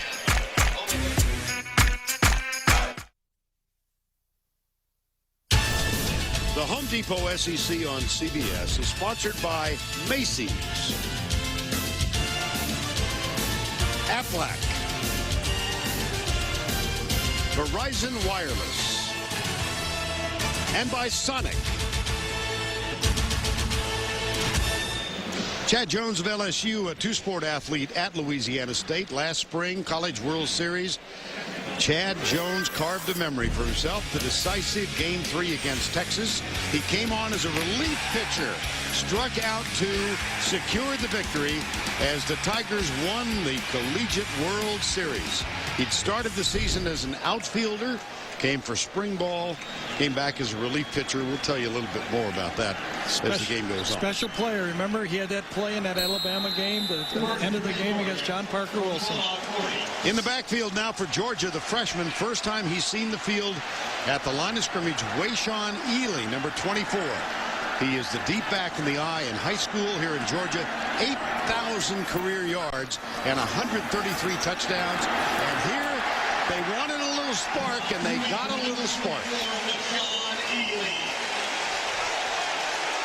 And that's really what a great running back can do sometimes. You know, that's what Noshawn Marino brought to this team. A guy who could slash and make plays and cut and run through arm tackles. And that was big. And a lot of people think that Georgia misses Noshawn Marino more than Matthew Stafford. You know, it's arguable. I mean, Stafford was a special player. Yep. That's a gain of 8. And Wayshawn Ely, E-A-L-Y, stays on the field. Here's the toss. They'll try it again. High steps across the 50 and down to the 46. Back-to-back runs. Mike Bobo said, we need a little spark. Well, I'll tell you, everybody's doing their job here. Tight end Orson Charles blocks down. The guards pull around. Chappis gets out there and makes a play, and Ely runs right through and gashes it. 133 touchdowns in high school. 130. That'll get you a scholarship on it. 57 in 2007. Go back to, well, maybe you shouldn't go back to the well 3 times in a row. Looks like half a yard. Maybe he lost one. Let's see where they spot it. Still more Georgia. 5'11", 205. Well, still at this point, Georgia is less than 100 yards in total offense, and 59 of them, more than half of the yards, have been with number 8, A.J. Green. Of course, hard not to notice he's got number 24, speaking of Noshawn Marino. Look how deep the safeties are for LSU. Oh, my gosh. Play fake. Shepard coming on the blitz. Cox, who's not all that adept as a runner, but he puts his body forward across the 40. It'll be 3rd and short. He gained 8.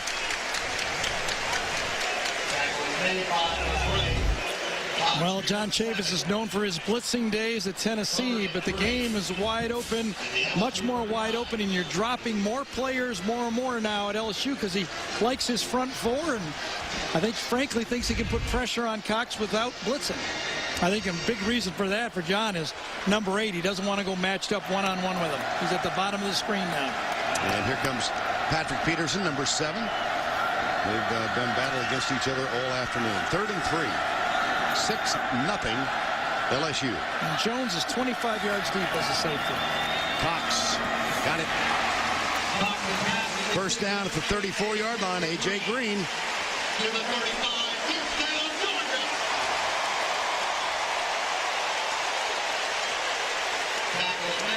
reminds me of how deep Florida likes to play their safety. Safety, Florida man-to-man down here. Peterson against A.J., but this is just to save a touchdown. And a good call that time by Mike Bobo, and execution by Cox and A.J. Green. King and Green break the huddle, go left side. Hawkins will go to the outside on King, and Peterson rather, again on Green. Pressure coming. Cox. Oh, had him open. Yep. Chappis, the fullback. That's 3 of them. 3 big misses. You know, and this game could be a lot different with 3 good, first down play to start the game, touchdown play in that drive, and now another one here. Can you coach accuracy? I think you can to some extent. I don't think you can make a wild guy into a Joe Montana, right, but I think you can improve anyone, yes. This time Green is way to the outside. Hawkins will be on him on this play. Here's Cox. Cross the middle. Oh. Way behind. Way behind. That one, that's like 4 or 5 yards behind the receiver on that play. On a short pass, that's about as much as you can miss. Slant pass coming, and there it goes. It could have been, it's a good thing King got his hand on that. It would have been intercepted. Got another chance, though. 3rd and 10.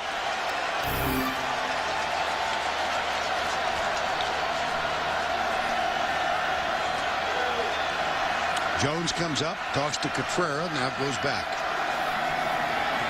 Cox deep in the middle. Has his man, Orson Charles, number 7, the freshman tight end.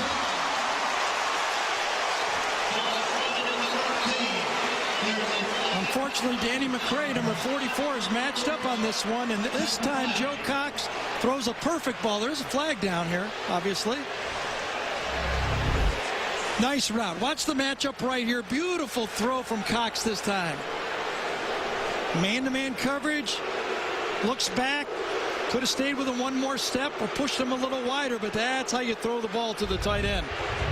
After the play, unsportsmanlike conduct, number 7. 50-yard penalty. Down and 10. Well, a coachable moment now. Yeah. For the freshman. Oh, dear. I don't think he was pointing to himself. I think he was trying to whoop up the fans, like, let's get it going here, but... You're being benevolent. Well, I know. I mean, we saw one called like that before. Right. You know, last week we saw one on a sack. Another flag. There's 12 people in the huddle. They're going to go 5 yards back again. Illegal substitution. 12 players broke the huddle. On the offense, 5-yard penalty. First down. Yeah, Gary, maybe you're right. Maybe he was trying to... Yeah, I think he's trying to, come on, let's go, let's go. You know, stay with us. But there's the referee standing right. Did he touch him? I don't think so. If it was inadvertent, if it was. He wasn't looking at him at all as he went by him.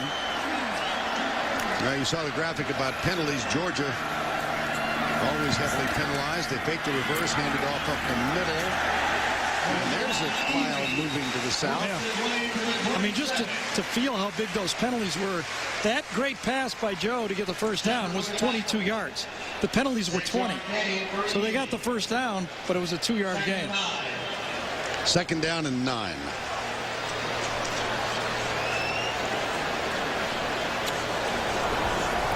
But you know, aren't both of these teams are kind of playing to the way they came to their reputation in this game, aren't they? I mean, you know, they're still. Does anybody know anything more about these two teams? Yeah.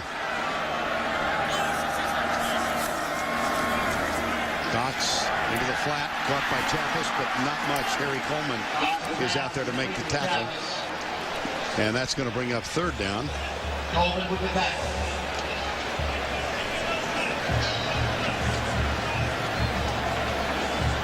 Third and 8. Cox 3 of 9 at the half. He's now 9 of 18.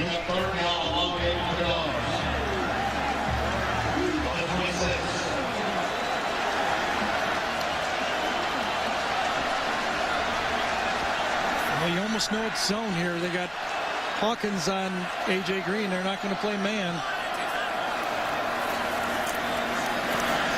Across the middle, Tavares King. Danny McCray makes the tackle at the 15-yard line.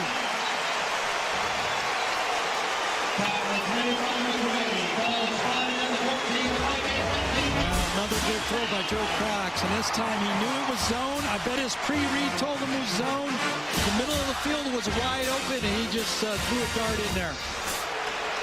Georgia offensive line is handling the pass rush now for LSU. You'll see the blitz start to come real quick here from the Tigers. That's a gain of 11, first down 10 at the 15. I formation. Maybe right now. Looks like this guy's coming. Yes, he is. Ely to the 10. And let's go down to Tracy Wilson. Guys, we spoke about Chad Jones and how important he is to this LSU defense. Right now, they are surrounding him here on the sideline. It looks like they are checking out his right shoulder. As soon as I get any more information, I will bring it to you guys. Thanks, Trace. You can see the pain etched in his face. Yeah. He's a lefty, right? Yes. 2nd and 6. This is the 13th play of the drive. Caleb King is the running back now, number 4. Cox, quick setup. Into the corner. Tough. Incomplete.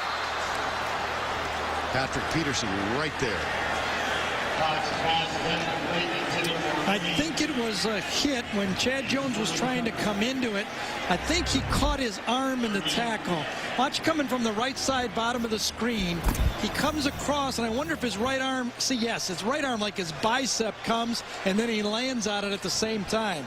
You don't know if it's his wrist, or did he hit his bicep on the helmet as he made the tackle in the first swipe. 3rd down. King split off. Now he's going back in the backfield. Cox, Shepard, pass. Caleb King, 1st and goal, Georgia. Well, this is a perfect call from Mike Bogo this time. Perfect call. Watch, it's set up by putting the back to the opposite side. He's on this side, but he comes over here to run the screen. This is well-designed play. Come across, dodge, and catch a little dart. That is perfectly designed, and that was the right play to have on against that LSU defense. King stays on the field. Comes right, no gain. Now remember the 4th down, excuse me, the goal line stand that LSU had a week ago. Livingston, number 95, Pep Livingston. Pep, his nickname. 2nd down. Lost 2 then to the 3. They're going to let this quarter run out. LSU 6. Livingston is down for LSU. That's the end of 3 with a score LSU 6, Georgia nothing.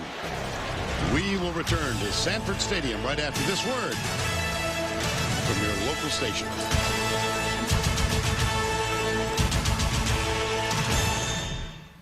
Eyewitness News at 11, winner of the 2009 Emmy for Best Newscast.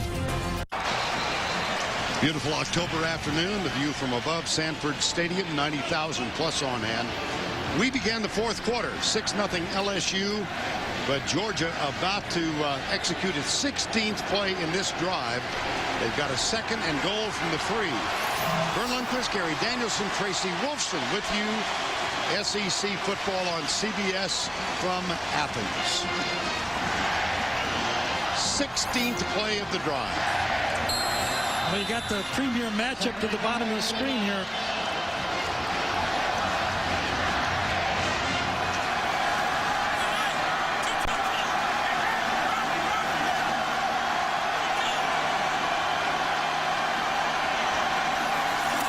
Cox bobbles it, picks it up, heaves it, one-on-one, tipped away. Peterson won that one. Well, he was behind. You see his long arms. And one scouting report you hear about Peterson is he's got long arms, and he used them there. He actually was screened by it. Watch the bobble snap, misses it. He's behind the basketball player Let's see what he does here. Does he get pinned from behind?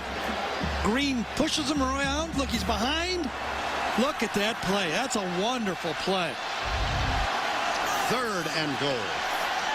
Caleb King is the running back. Wide receivers, 2 to the left, 1 to the right. Now King comes out to the left side. Blitz. Cox at the goal line. Short. Yep, 4th down. 4th down. What do you do? Mark Richt. Michael Moore made the catch.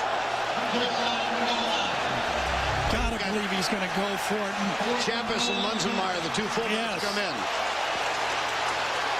Good tackle from behind that time by Chris Hawkins, short of the play. Chad Jones is back on the field. Yes. Counting everybody out. Remember, he snapped one down. King and 2 fullbacks. Play action. Into the end zone. Touchdown, Sean Chappis.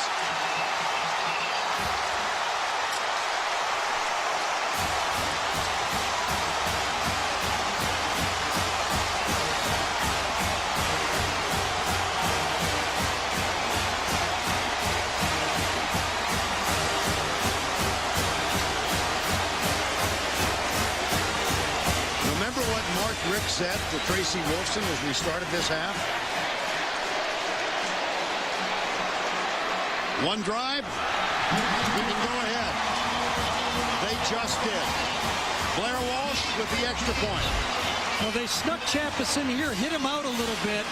I don't know if it was lost in the shuffle. Obviously he was, because all of a sudden Peterson never saw him that time, and he was out there before he could move. Raheem Alem said, "Oh, an inch away."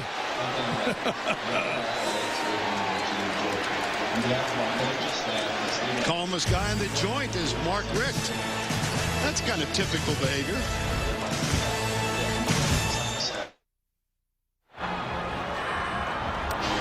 On your left, the freshman Wayshawn Ely. Chappis got the touchdown grab. But you thought the first play of the drive was significant. This crowd was dead. The offense was dead. And this looked like Noshan Marino. Number 24, he gashes it up in there.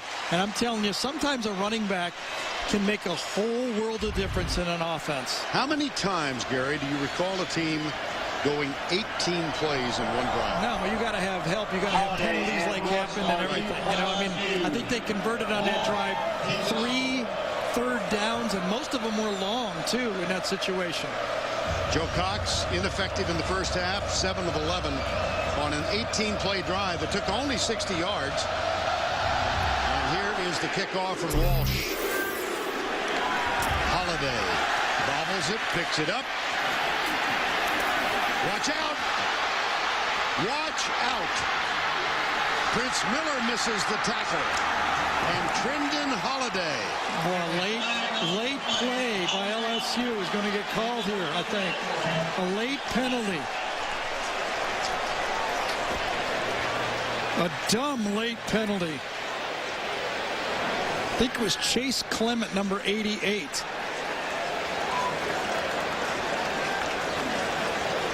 Yeah, I think Les saw it too. Yep.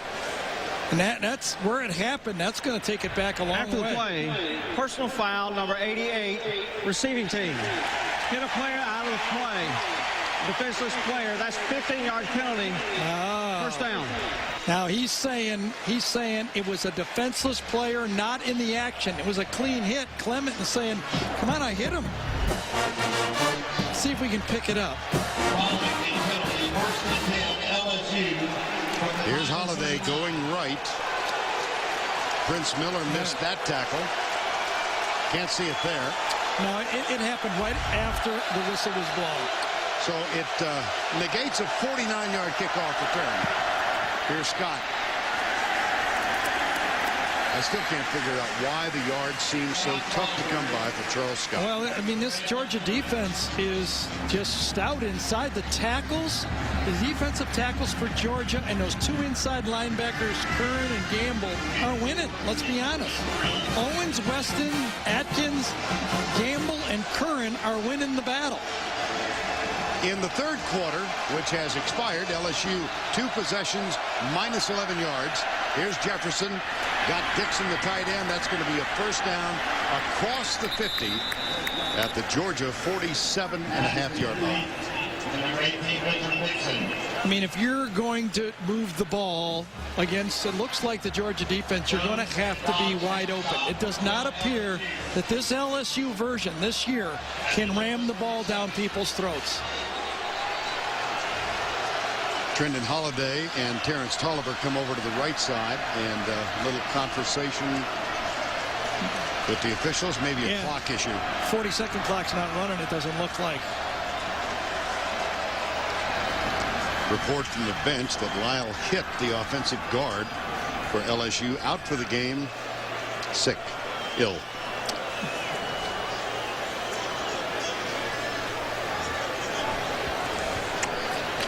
Well, this is a critical game for both teams. Florida idle today. They've got LSU next Saturday night. We'll be there for that. Georgia tied with the Gators 2-0. South Carolina looking pretty well, pretty good. And out west, Alabama, big win today at Kentucky. LSU undefeated. How about the start for Auburn this year? I know. See that coming? No, no one saw that one coming. You know, Gus Malzahn, the offensive coordinator, did a nice job. Gene Chizik has taken a defense that was good last year, and they're just as good this year. But tonight's the game. Yep. You know, tonight's the one they find out if they're real or not. They go on the road for the first time. They play at Tennessee. Lane Kiffin did not irritate Gene Chizik. No, doesn't know him that well. Now they're explaining that the play clock, I think they're explaining this, that it's going to be kept by the back judge. And I think what he's telling them, when it gets to 10 seconds. The play clock is malfunctioning. It will be kept on the field by the back judge. What he's telling him is when it gets to 10 seconds, the back judge will raise his hand. I think that's what happens in this situation. First and 10, LSU at the Georgia 37.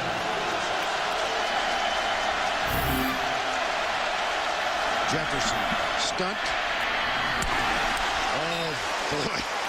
Dewberry almost had it. Pressure from Justin Houston, number 42.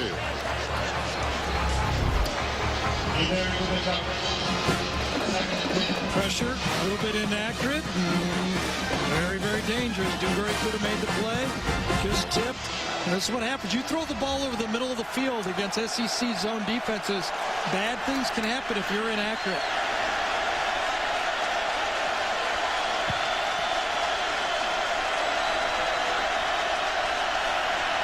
Three-man rush by Georgia. Jefferson has a chance to get positive yardage out of this one. And it's going to be third down. Let's go back to the studio for a John Hancock update. Here's Tim. All right, Vern, Penn State trying to rebound from that loss at home in the wideout against Iowa. Controlling things against Ron Zook's team. That's Darrell Clark, the second of his rushing touchdowns today. Almost 250 yards on the ground for Joe Pa's team. They're up 21-3. Back to you, Vern. Okay, Tim. 3rd and 6.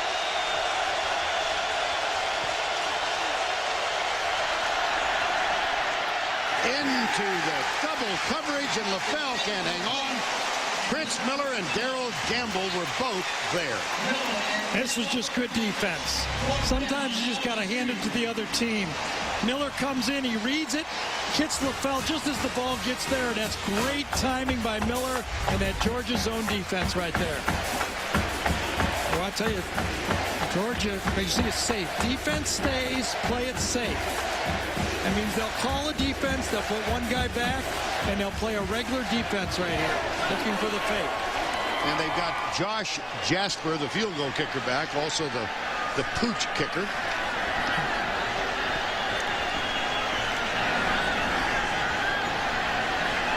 And Logan Gray is back. Backup quarterback.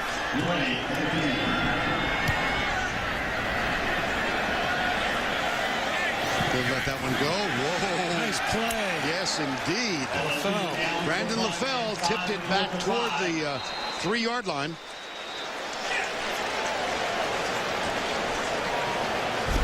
Good special teams play by LSU. Georgia has the ball, but they're inside their own 5.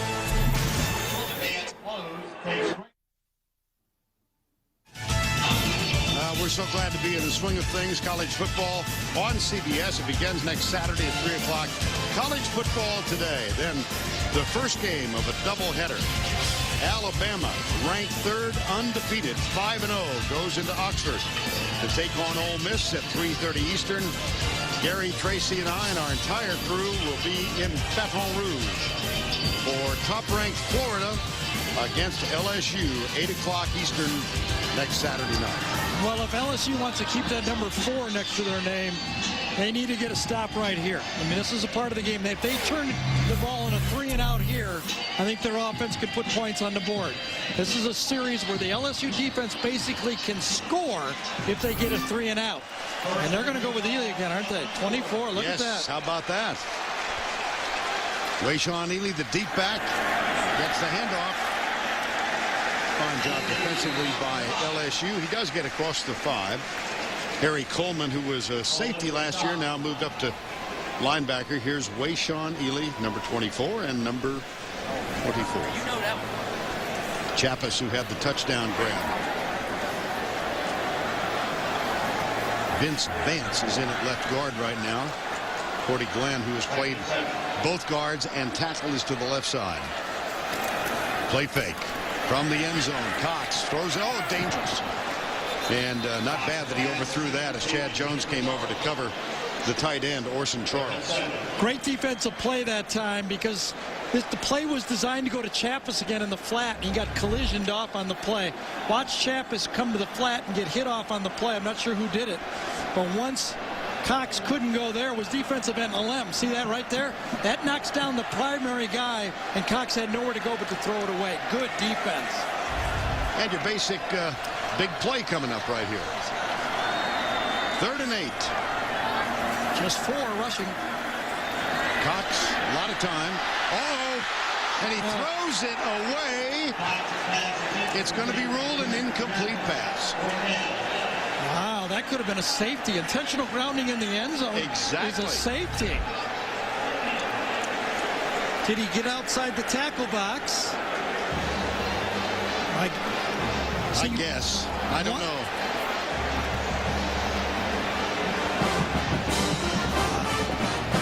I mean, it has to go across the line of scrimmage, and I guess it did.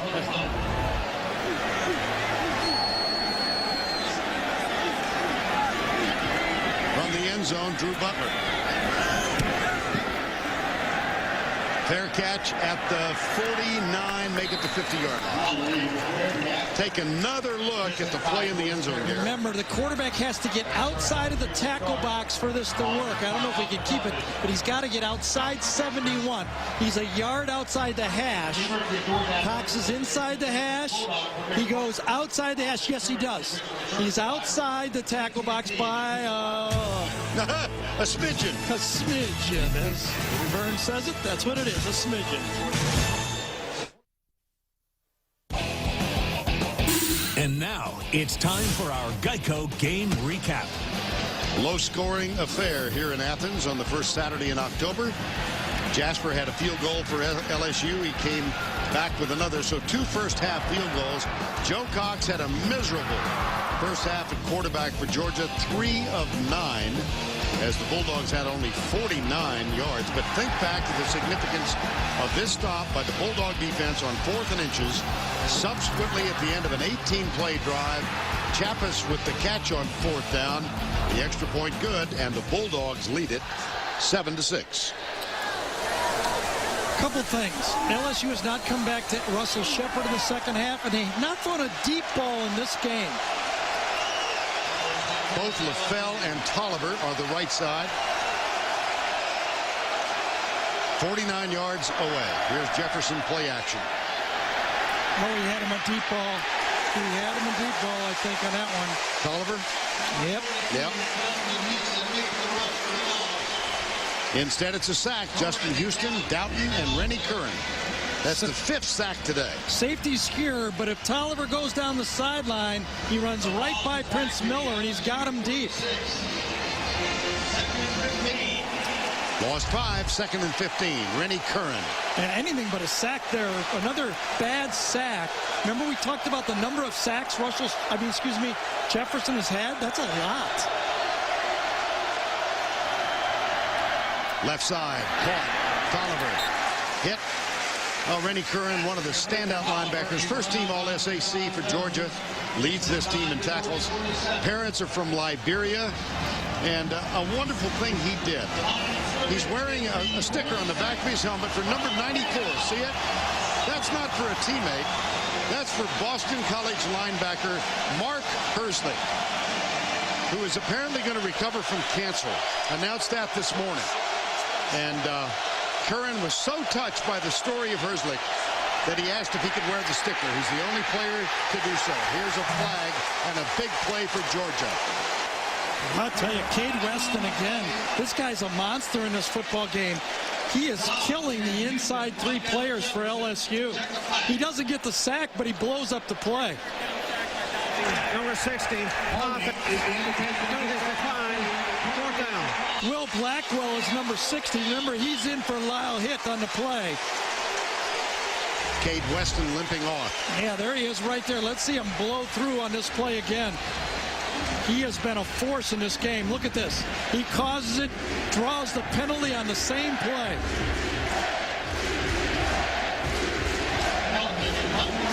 Sixth sack for the Georgia defense.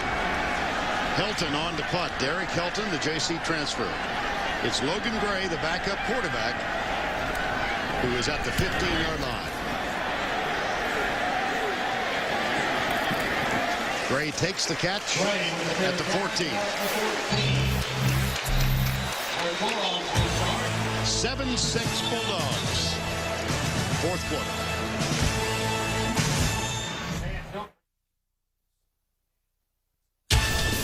The Home Depot SEC on CBS is sponsored by Progressive Insurance, DirecTV,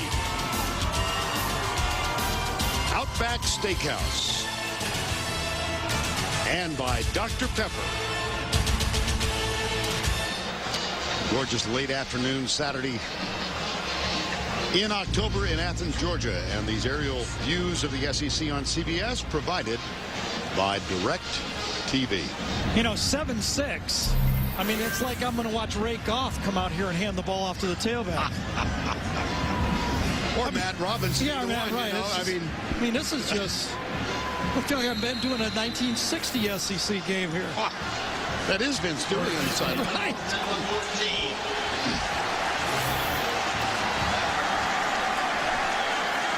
First down, I formation. Cox after the play fake. Throws it. A.J. Green out to the 34. What a turnaround. This is stunning how the two teams have reversed roles. In yards and everything. This is a really nice throw again. Now, listen, there is no doubt in my mind that Joe Cox knows the coverage every time. Every time he sees 29 over there, he knows it's zone. Every time he sees 7 over there, he suspects it's man. He's throwing it into the holes, and he has no fear. Now he's got 7 over on Green. He's suspecting that he's going to get man. Doesn't get it all the time, right, but he's suspecting it. In the eye for the Bulldogs after that 20-yard gain. He got man. Carlton Thomas making his first appearance. Oh, it's Ely, I beg your pardon, 24. And Brandon Taylor, number 15, makes the stop. Gain of 8. What is this? I don't know. He might tell him to be moving back. Sometimes when you tell the guy to move back, you're going to toss it to him. He might not. There might be an audible on the line of scrimmage. He's giving him a signal. I'm going to toss it to you. A check with me play. He might have 2 plays, and he's telling him I'm running the toss. On second down, Ely goes right. Kelvin Shepard up around the shoulders. Flag down. Kelvin Shepard's had a nice game today. He's really improved as a linebacker, number 11. He is really quick out here today, making quick reads, making plays in the backfield. I thought LSU linebackers last year had a rough year. Holding, number 60, offense. 10-yard penalty from the previous spot. Replay, second down. That is Clint Bowling. right tackle. He was okay until right at the end of the play, I thought. He had a good block going, Bowling did, and then right at the end of the play, he kind of grabbed him. Fourth penalty, all in this half on this Georgia team that averages 10 penalties per game. But Mark Richt telling us yesterday, it doesn't really bother him. He says, I don't want to coach the aggressiveness. Right, I don't want to give it too much importance. He said, hey, I came from Florida State. We had penalties all the time when we won.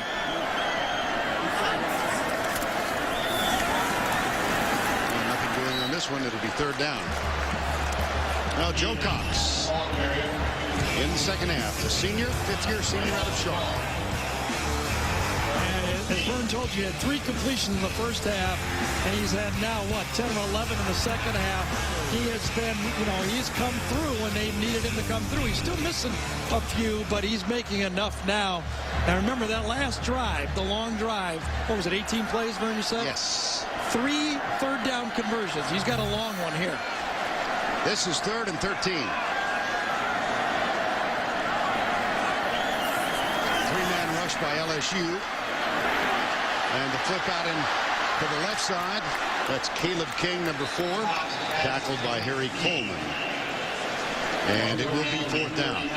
Well, you can see 3rd and too long for Bobo and Rick to let Cox throw the ball down the field. You just can't have a turnover.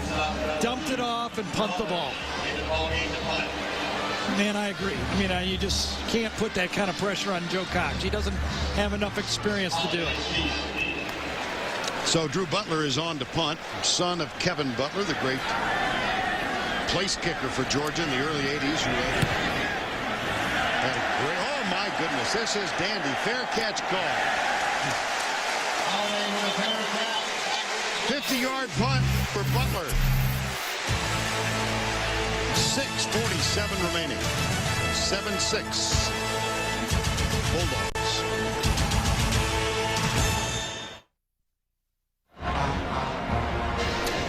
Drew Butler came into this game leading the NCAA in punting, a 50-yard average. That was a 49-yarder. He's averaging 49 in this game, and he is our Red Lobster Scholar athlete. Grade point average of 3.52, broadcast journalism, and a member of the Bulldogs Battling Breast Cancer Activism Group. Drew Butler, good genes, son of Kevin, who is a part of the radio broadcast team. Georgia having the largest radio broadcast group I've ever heard, 9 people.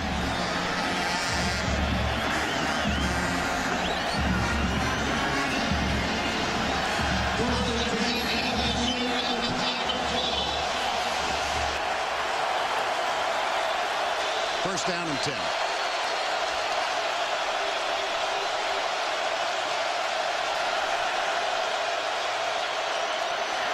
Uh-oh, 35. Randy Curran. This was a run blitz styled by Willie Martinez. He's going to cross the linebackers, but this guy, once he zeroes in on you, he tackles you. That was a great call by Martinez. Here's Jefferson, finds Dixon. That'll be a 3rd and 1 coming up. We have time to spend a moment with Jim Brando. Vern, listen to this. Jermaine Thomas had a 2-yard touchdown run and then a 2-point conversion. A little trickeration. Christian Ponder pitches it to Burt Reed, who throws it to Kaz Borowski. The 2-point conversion ties it at Chestnut Hill. Jimbo Fisher with some trickeration to tie the game at 21. Back to you. Yeah, no, we never see enough trickeration, Tim. Always good. That was a first down, by the way. When they spotted the ball, here's Paul, who drops it.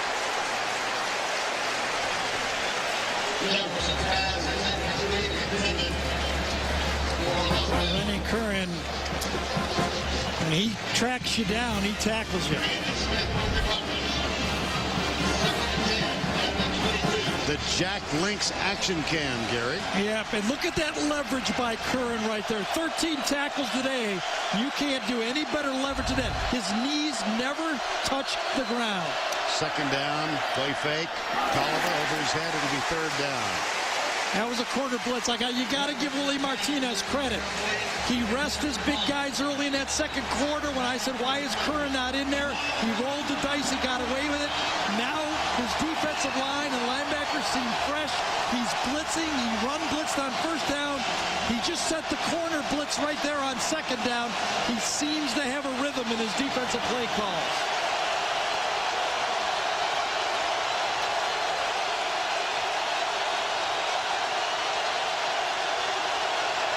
Georgia brings 4. Jefferson nailed as he lets it go, but it's caught. First down, huge first down.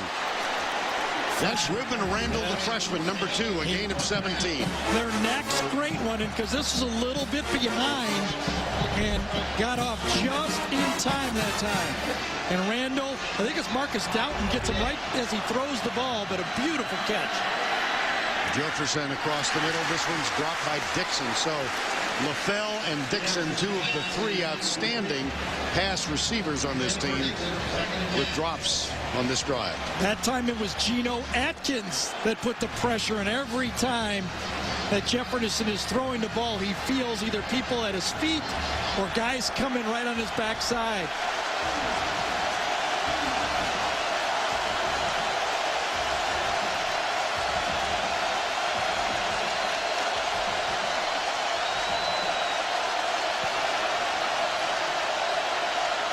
Three-man rush again. They come. Screen pass. Scott across the 50. And he's got a first down at the 46-yard line. 16-yard gain. You don't have to be a genius to call plays. Now, I'm sure Gary Croughton is a very smart guy, but if you can't block him, you screen him. And that's what he did right here, and it worked. I mean, even in, video game football, you do that. If you can't get sacked, you screen him. 5 wide. Here's Jefferson. Tolliver, there's a flag down. Tolliver still driving as he crosses the 30. That's checked the flag back at the 46-yard line of scrimmage. The pass was complete to Tolliver inside the Georgia 30. Check the flag.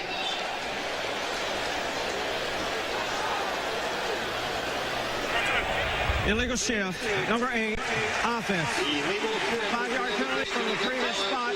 Replay first down. That'll be 5 against LSU. Let's check in with Tracy Wilson. Guys, one of the things Les Miles said about Jordan Jefferson is that he's young and he needs to work on clock management. Well, with the 40-second clock not working, Miles came over to him and showed him exactly what the official will do. A little coaching from the coach, guys. Thanks, Trace. That wiped out a 17-yard gain. It's 1st and 15 with 5:15 to go.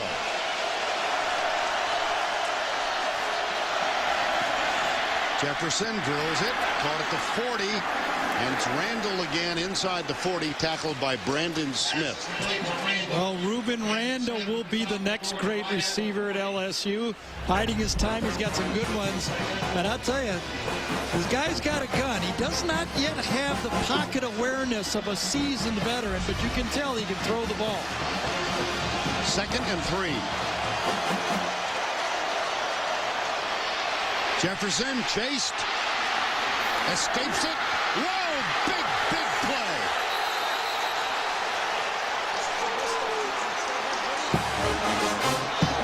26-yard gain.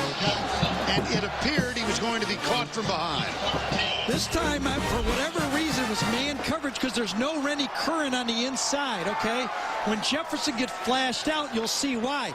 Rennie Curran was playing man-to-man coverage on Trinan Holiday. Watch, he'll show up real late on this play because he's chasing the track guy down the field. 26-yard gain. I formation now. On the ground, Scott. Perhaps a yard. Curran with another tackle. Geno Atkins helped out. Both teams have all 3 timeouts left. Josh Jasper is a field goal kicker. He's 2 for 2 today. And a player is down. It's Will Blackwell, who's on for Lyle Hitt. Right, that's the 3rd guard that got sick. I wonder if they ate together Tuesday or Thursday night. Well, that's the definition of sick right there.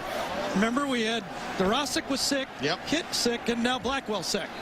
I hope they didn't all go out to eat together at a restaurant there in Baton Rouge, because that one might not be populated by us next Thursday night, I'll tell you that.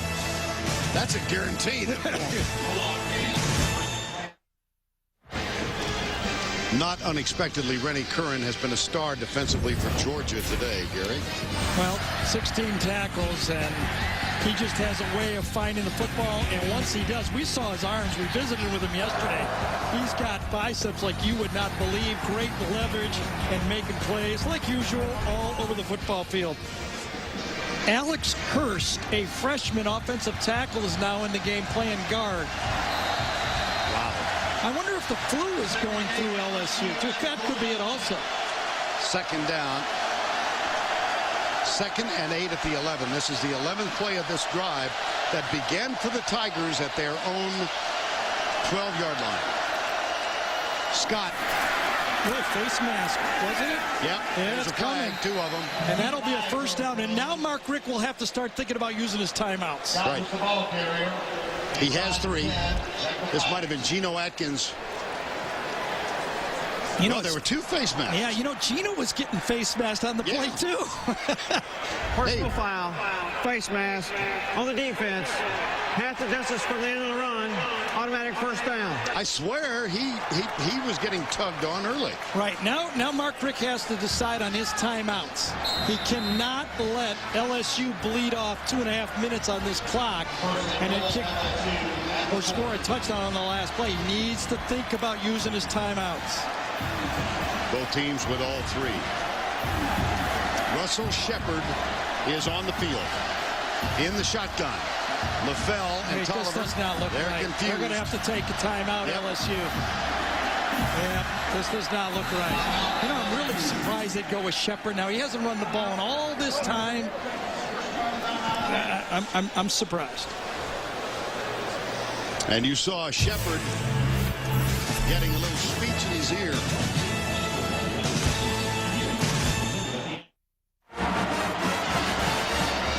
Don't forget, later in the game, the play of the game presented by Outback Steakhouse. 3:05 remaining.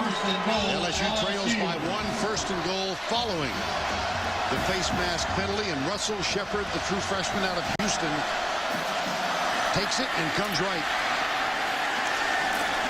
Well, you can tell the faith they have in him. They talked to him in the sideline. They said, "You're a great player. I trust you." And Mark Richt's going to take a timeout. That's the strategy, Mark. Perfect call. First timeout taken by Georgia. Each team with 2 remaining.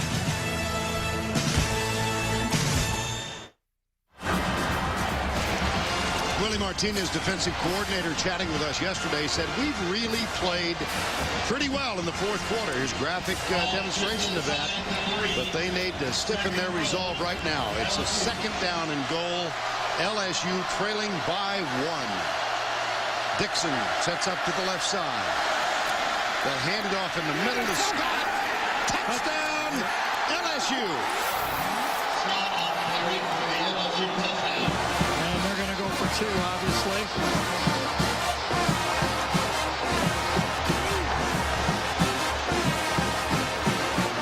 This was real smart running by Scott. The point of attack was blocked right there, and he bounces to the outside. Run with your eyes open. Keep your head up. He follows the pulling guard, bounces through a couple, and falls across. Was his knee down before he crossed as he reached out for that goal line? Well, every play is reviewed, so they're looking at it right now, but no stoppage. First rushing touchdown of the year. He had 18 a year ago. And they will go for 2. Jefferson rolls to his right. Nope.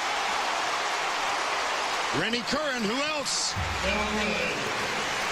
Has another mental mistake by Jefferson. He knows when he rolls right, the man on the left side of the formation is unblocked. You can't stop because we're turning the guy loose on the other side. Here's the touchdown first. Scott runs, gets through, falls across the line for the touchdown.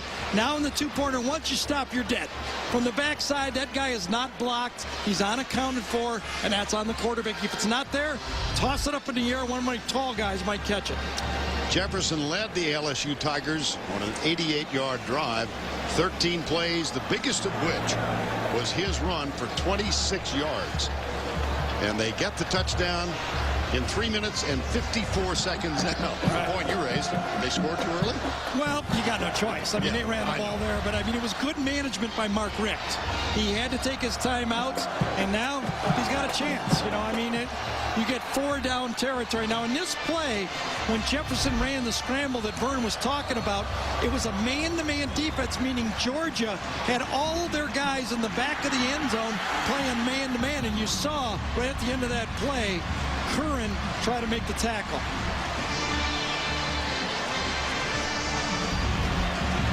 Brendan Smith is deep to return the kickoff. They've used both Boykin and Smith, and this will be Brendan Smith, the freshman. Boykin's also a freshman. Well, Georgia had an 18-play drive and took the lead on a touchdown toss to Sean Chappis. Russell Shepard on the sidelines. LSU counters their first touchdown of the ball game. Here is the kick, and Brendan Smith from the 4. Whoa, hello. I believe that's Ron Brooks. Yes, number 13. Well, let's talk about Joe Cox now. What did he say to us? All I ever wanted to do from the time I was 9th grade was be a quarterback at Georgia. Not a quarterback, not a college quarterback, a quarterback at Georgia. I didn't play any other sports in high school. I dedicated my whole sporting and athletic career to being the quarterback at Georgia, and now he's got a 2-minute drive to win a football game.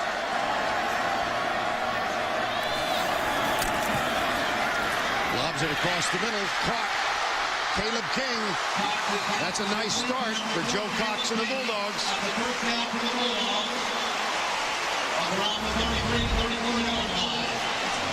Starting out the drive with a simple pass that was designed to go to King the whole way. At the 34, first down and 10. Clock running, 2:33 to go.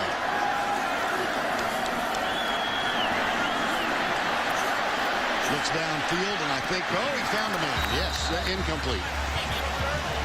Tavares King came back and tried to get it. I want to think how much the odds are in your favor as a quarterback in a 2-minute offense. It's 4-down territory for sure, no matter what. So you've got a 33% greater chance of picking up a first down than you have throughout the whole game with that extra down. And another reminder that early in this half, the play clock expired. So the play clock is being kept on the field, timed by the back judge. 2:24 to go, 12-7. Cox handoff. King coming to his left. Breaks the tackle of Jacob Petrara and then is belted by Carnell Hatcher, number 37. Ouch. Ouch. Well, Hatcher right there catches him just as King turns, and he's off balance. 2 more plays here to get the first down. Under 2 to go. LSU brings 4. Cox. Tavares King. Wide open. Caught and dropped at the 15. And they must score a touchdown. A field goal will not help them. And Tavares King was within an ankle tackle of going the distance. Peterson right here is confused. He doesn't know what the coverage is. He thinks he's got safety help. He did not.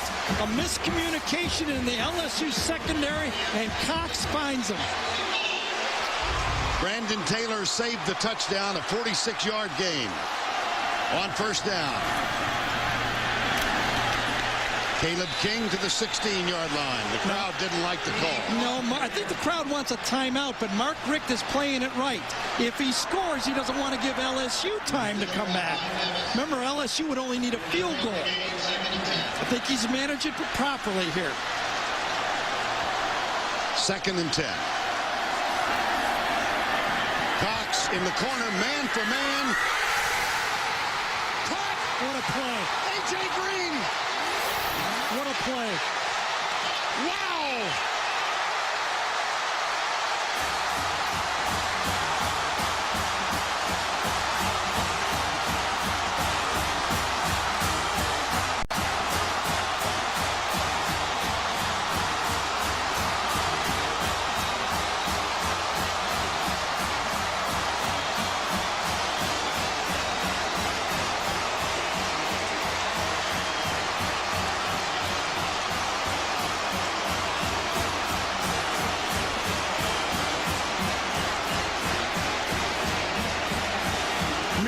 talked about how long the hands were for Peterson. It was Hawkins this time. Hawkins' arms are not as long, the arms of Peterson. Hawkins' arms are not as long as Peterson's arms. A.J. Green makes the touchdown catch when he's perfectly covered. There's a discussion with the officials. I haven't seen a flag anywhere. Here's the call. After the play, unsportsmanlike conduct, number 8 on the offense. The 15-yard penalty will be enforced on the kickoff. It is a touchdown. That's huge. You bet it is. That's huge.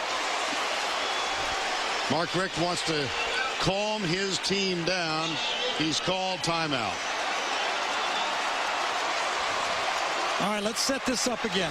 Remember, we saw the play in the first half when Peterson was matched up. This time it's Hawkins. Much smaller, shorter arms, perfectly covered. Look just like Peterson. Watch him go up and snag it and stay in bounds. Can't cover a guy any better, right, Vern? No. Just like the first half, only not as long arms. And then we talked about Joe Cox. All he ever wanted to be, right, Vern? Came here as a sophomore in high school with his dad. He had 2 sideline tickets to watch Georgia play Tennessee. Georgia won that game 18-13. Joe Cox said, that's where I want to play school. And he dreamed about a moment like this. And here's the celebration penalty.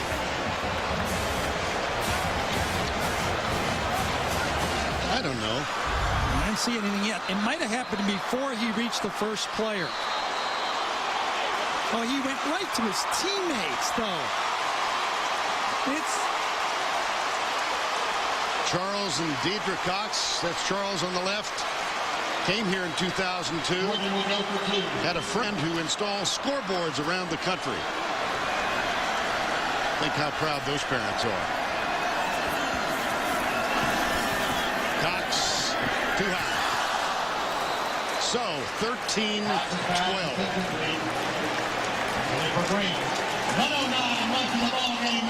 Well, as a defensive strategy, it's perfect. You got a safety back here, you got a corner, and here's the great player. Can't have it much better. But Joe Cox says, I got nowhere to throw this ball, so I'm going to throw it to my guy who can bail me out. And he bails him out with a big-time play. A.J. Green's having quite a season. He is. He runs to his teammates here. I'm really surprised. He runs to his teammates. I don't know what he could have done wrong there. Oh, he looks to the crowd. Is that what it is? Man, I'll tell you, it's such a big penalty at the end of a game. If I'm an official, on that one, I'm keeping the hanky in my pocket. I got to be honest. I don't like it when they do it. But on that one, he purposely ran to his teammates and still got called. And so they must kick off from the 15-yard line. A.J. Green coming off a 7-catch game a week ago. 5 today for 99 yards. Yeah.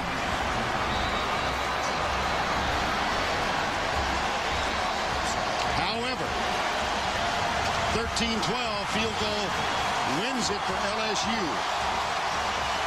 How about this? First time these two teams played, 1928 here without the Hedgers. Right. LSU won it 13-12. Wow. Well, this penalty celebration here means that LSU with 2 timeouts and a minute 9 is going to get a shot at a field goal. Jasper's long, 52 yards, means he needs to get it to about the 35-yard line.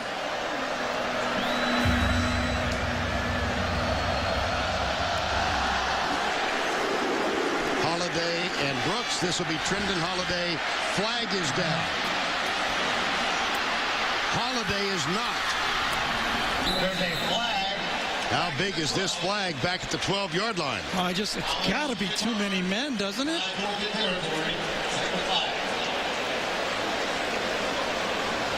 It was thrown from behind. The kicking team only had 3 on one side of the kicker. That's an illegal formation. The 5-yard penalty is added to the end of the run. First down. Oh, The new rules because of the onside kick is you have to have 4 players to the right. When they come out of the huddle and quick kick it, only 3 guys go to the right of the kicker. Was it Rennie Curran who was supposed to go to the right? I would think so. So they're almost there. Yes, they are.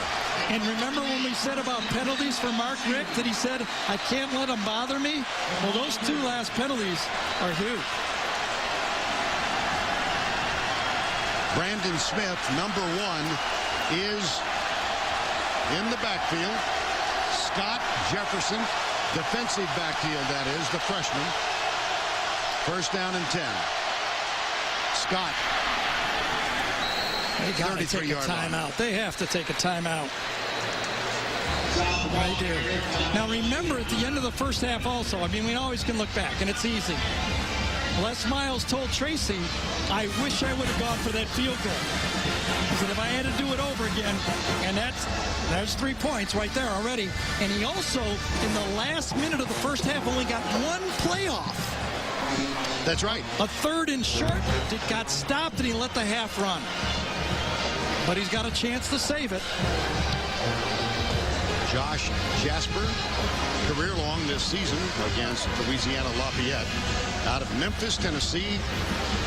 Followed in the steps of Colt David.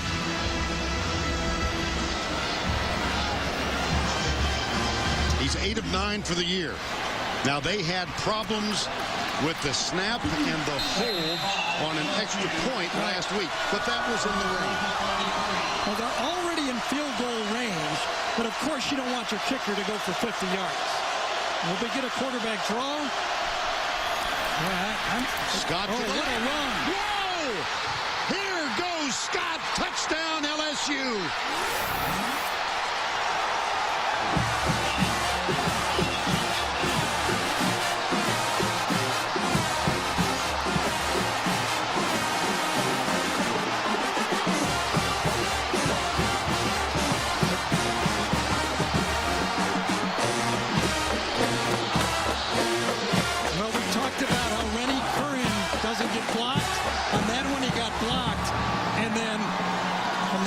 Side, Marcus Doughton, number 38, runs right through a tackle and doesn't wrap up. 33 yards. We saw not much for 3 quarters, and we're seeing everything in the last 5 minutes. LSU will go for 2. 46 seconds to go. Really didn't like the celebration penalty. It changed the whole strategy of the game. There's a touchdown. Did he just say another celebration penalty to be enforced on the kickoff? I didn't hear. Yes. Looks like oh, LSU my just got, goodness. You know, in a moment. Jefferson. Wow. Good. Who else? Brandon LaFell. Great touch on that one by Jefferson. Watch Rennie Curran get blocked, and Doughton missed the tackle on the play. Here's Curran right here, and here's Marcus Doughton, number 38, right there. Watch the 2 linebackers. You got to depend on them. Doughton gets blocked. Curran gets blocked, and Doughton runs right through it by Charles Scott. Wow. And another celebration penalty play at the end. There it is. He put his fingers up in the air, and since he called it one way, he had to call it back against LSU. And a celebration penalty just to equal things out. Wow. It was right at the end of the play, Vern. When he scored, he dropped the ball and put both fingers up into the air, and that's when the flag was called. Watch the end of the play. He drops the ball, and watch. He whispers quiet and puts his hands to the sky. I mean, I don't like it, but you know, that's that fine line. The officials are told to look for it, and I gotta say, since they called it on green, they had to call out. Yeah. I mean, I don't like either of them. Boykin is back. 46 seconds to go. I'm telling you, I got Peterson on number 8 until he dropped. Until we see him getting sick on the field. Peterson's on 8. Georgia has 1 timeout left. And they will now, LSU will kick off from the 15-yard line.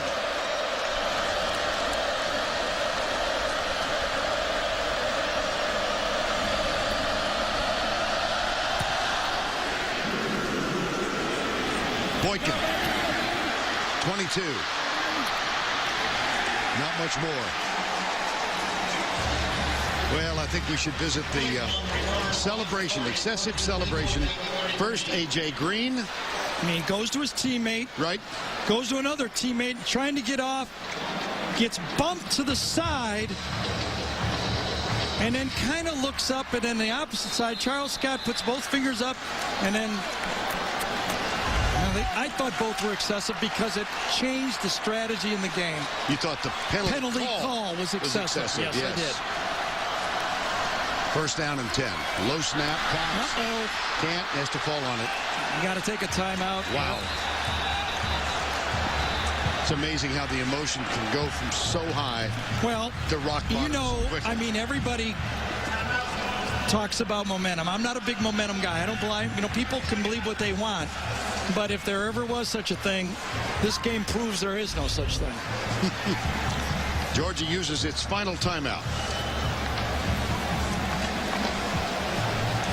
Oh, what might have been. And that's what's so tough on these coaches. I mean, this is going to, one of these teams is going to get a big L after this game. Well, we came in talking about questions raised and answers not given. I wonder what we've learned. What do you think? I don't know much. Have we learned anything? Yes, both teams are willing to fight till the end of the game. A lot of character. Both teams have flaws, but both teams have a lot of talent. Both quarterbacks are not seasoned enough yet. Second down, 15. Another low snap. Cox, double coverage. Danny McCray can't hang on to the interception. And the clock stops with 29 seconds to go. 3rd and 15. Well, that's all you're going to get from LSU now. You're going to get a 3-man rush. You're going to get that deep Tampa Bay cover 2 zone defense. Everybody dropping deep, and every throw is going to have to be a miracle throw.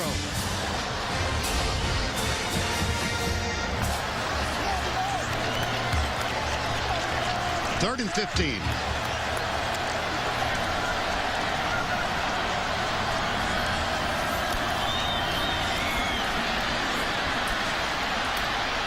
Right side. Intercepted. Was he out of bounds?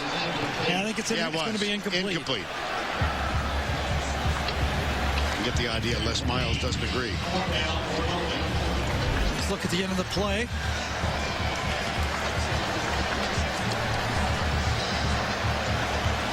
Caught. Left foot in. Perry Riley. That could be reviewed, and that could be... That ball's caught, 1 foot, 2 feet in. Boy, I'll tell you, that's review. You got to review that one, don't you? Yeah, this thing could be over right now. Perry Riley might have, excuse me, intercepted this one to end this football game.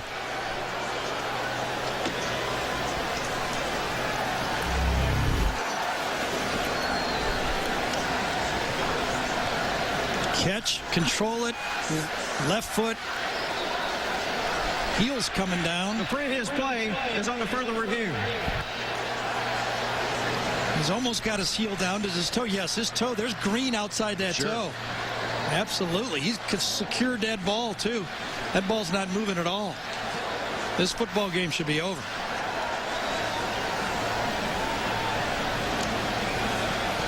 Could LSU have played 2 more close games than Mississippi State last week and this Georgia game this week? I mean, that play at the end of the game what Chad Jones made and that run by Charles Scott, amazing. Think back on this one, right? The play of the game, I thought, was the touchdown pass to A.J. Green. It turns out that the play of the game was the excessive celebration. Right, but also poor tackling after. I mean, you can't give a guy a touchdown. You got to at least make him kick a field goal, and all of a sudden it looked like, Georgia's making clean tackles all game, and now Charles Scott run right through it.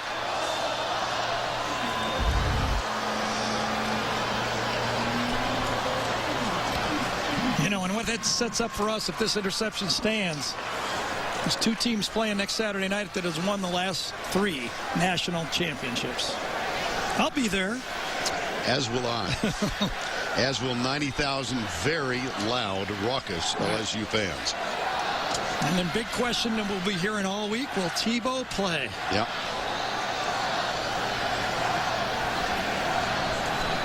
Remember how he played when we had the Georgia game? And even though he was hurt, he's got no backup in him, you know, so I predict this thing will be overturned. Yep. They're just looking for where the ball is now. After further review, the possession of the ball with a foot down inbounds at the 44-yard line. LSU's ball, first down. Previous play is ruled an interception for LSU. The Tigers take over on down. The 2 biggest plays of the game. A.J. Green snags the ball, steals almost the game, as Les Miles said, yes, we're going on, and then the penalty right after. Looked like Les was giving a hook and horn sign. Well, I can't imagine that. I don't think so. He's an Oklahoma State guy and a Michigan guy. He doesn't even know how to do that. Right. All he knows is he's got an undefeated team with Florida coming to town. Thank you, Lord. Is that what he said? He could have. Take a knee. This one's in the book. LSU wins here for the first time in 22 years. Les Miles' first visit ever to Sanford Stadium, and he's now run the table. Georgia, the last team that he had not defeated as a coach at LSU. He wins it today in exciting fashion. The Tigers defeat Georgia 20-13. It was Perry Riley's interception off of Joe Cox's arm that sealed it. Let's go down to Tracy Wilson. Coach, down 1 with just over a minute to play. What did you learn about your team today? I didn't learn about it just today. This team's got a lot of resolve, a lot of character, and if the game is still on, we got a chance to win. Up next, Florida. Can you keep it going? It's going to be a great game. Thanks. We look forward to playing that one. Thanks, Coach. See ya.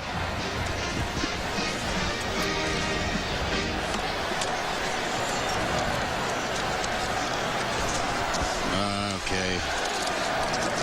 I got it. And now it's time for the play of the game presented by Outback Steakhouse. 2 receivers right and 1 left. Shotgun formation. Jefferson and Scott. Charles Scott again. Breaks a tackle. Another. He's at the 15, 10, 5, and he scores! Holy cow! 33 yards! Oh, my goodness! Jim Hawthorne, longtime voice of the LSU Tigers. Charles Scott with 2 touchdowns in the final 2 minutes and 3 seconds. And LSU wins it 20-13. Well, what a battle we've got in Baton Rouge. Next Saturday night, top-ranked Florida undefeated. 4th-ranked LSU undefeated. That'll be the second game of a doubleheader, and our whole group will be gathering by the banks of the Mississippi. For Tracy and Gary, I'm Vern Lundquist. For all of us, goodbye from Athens.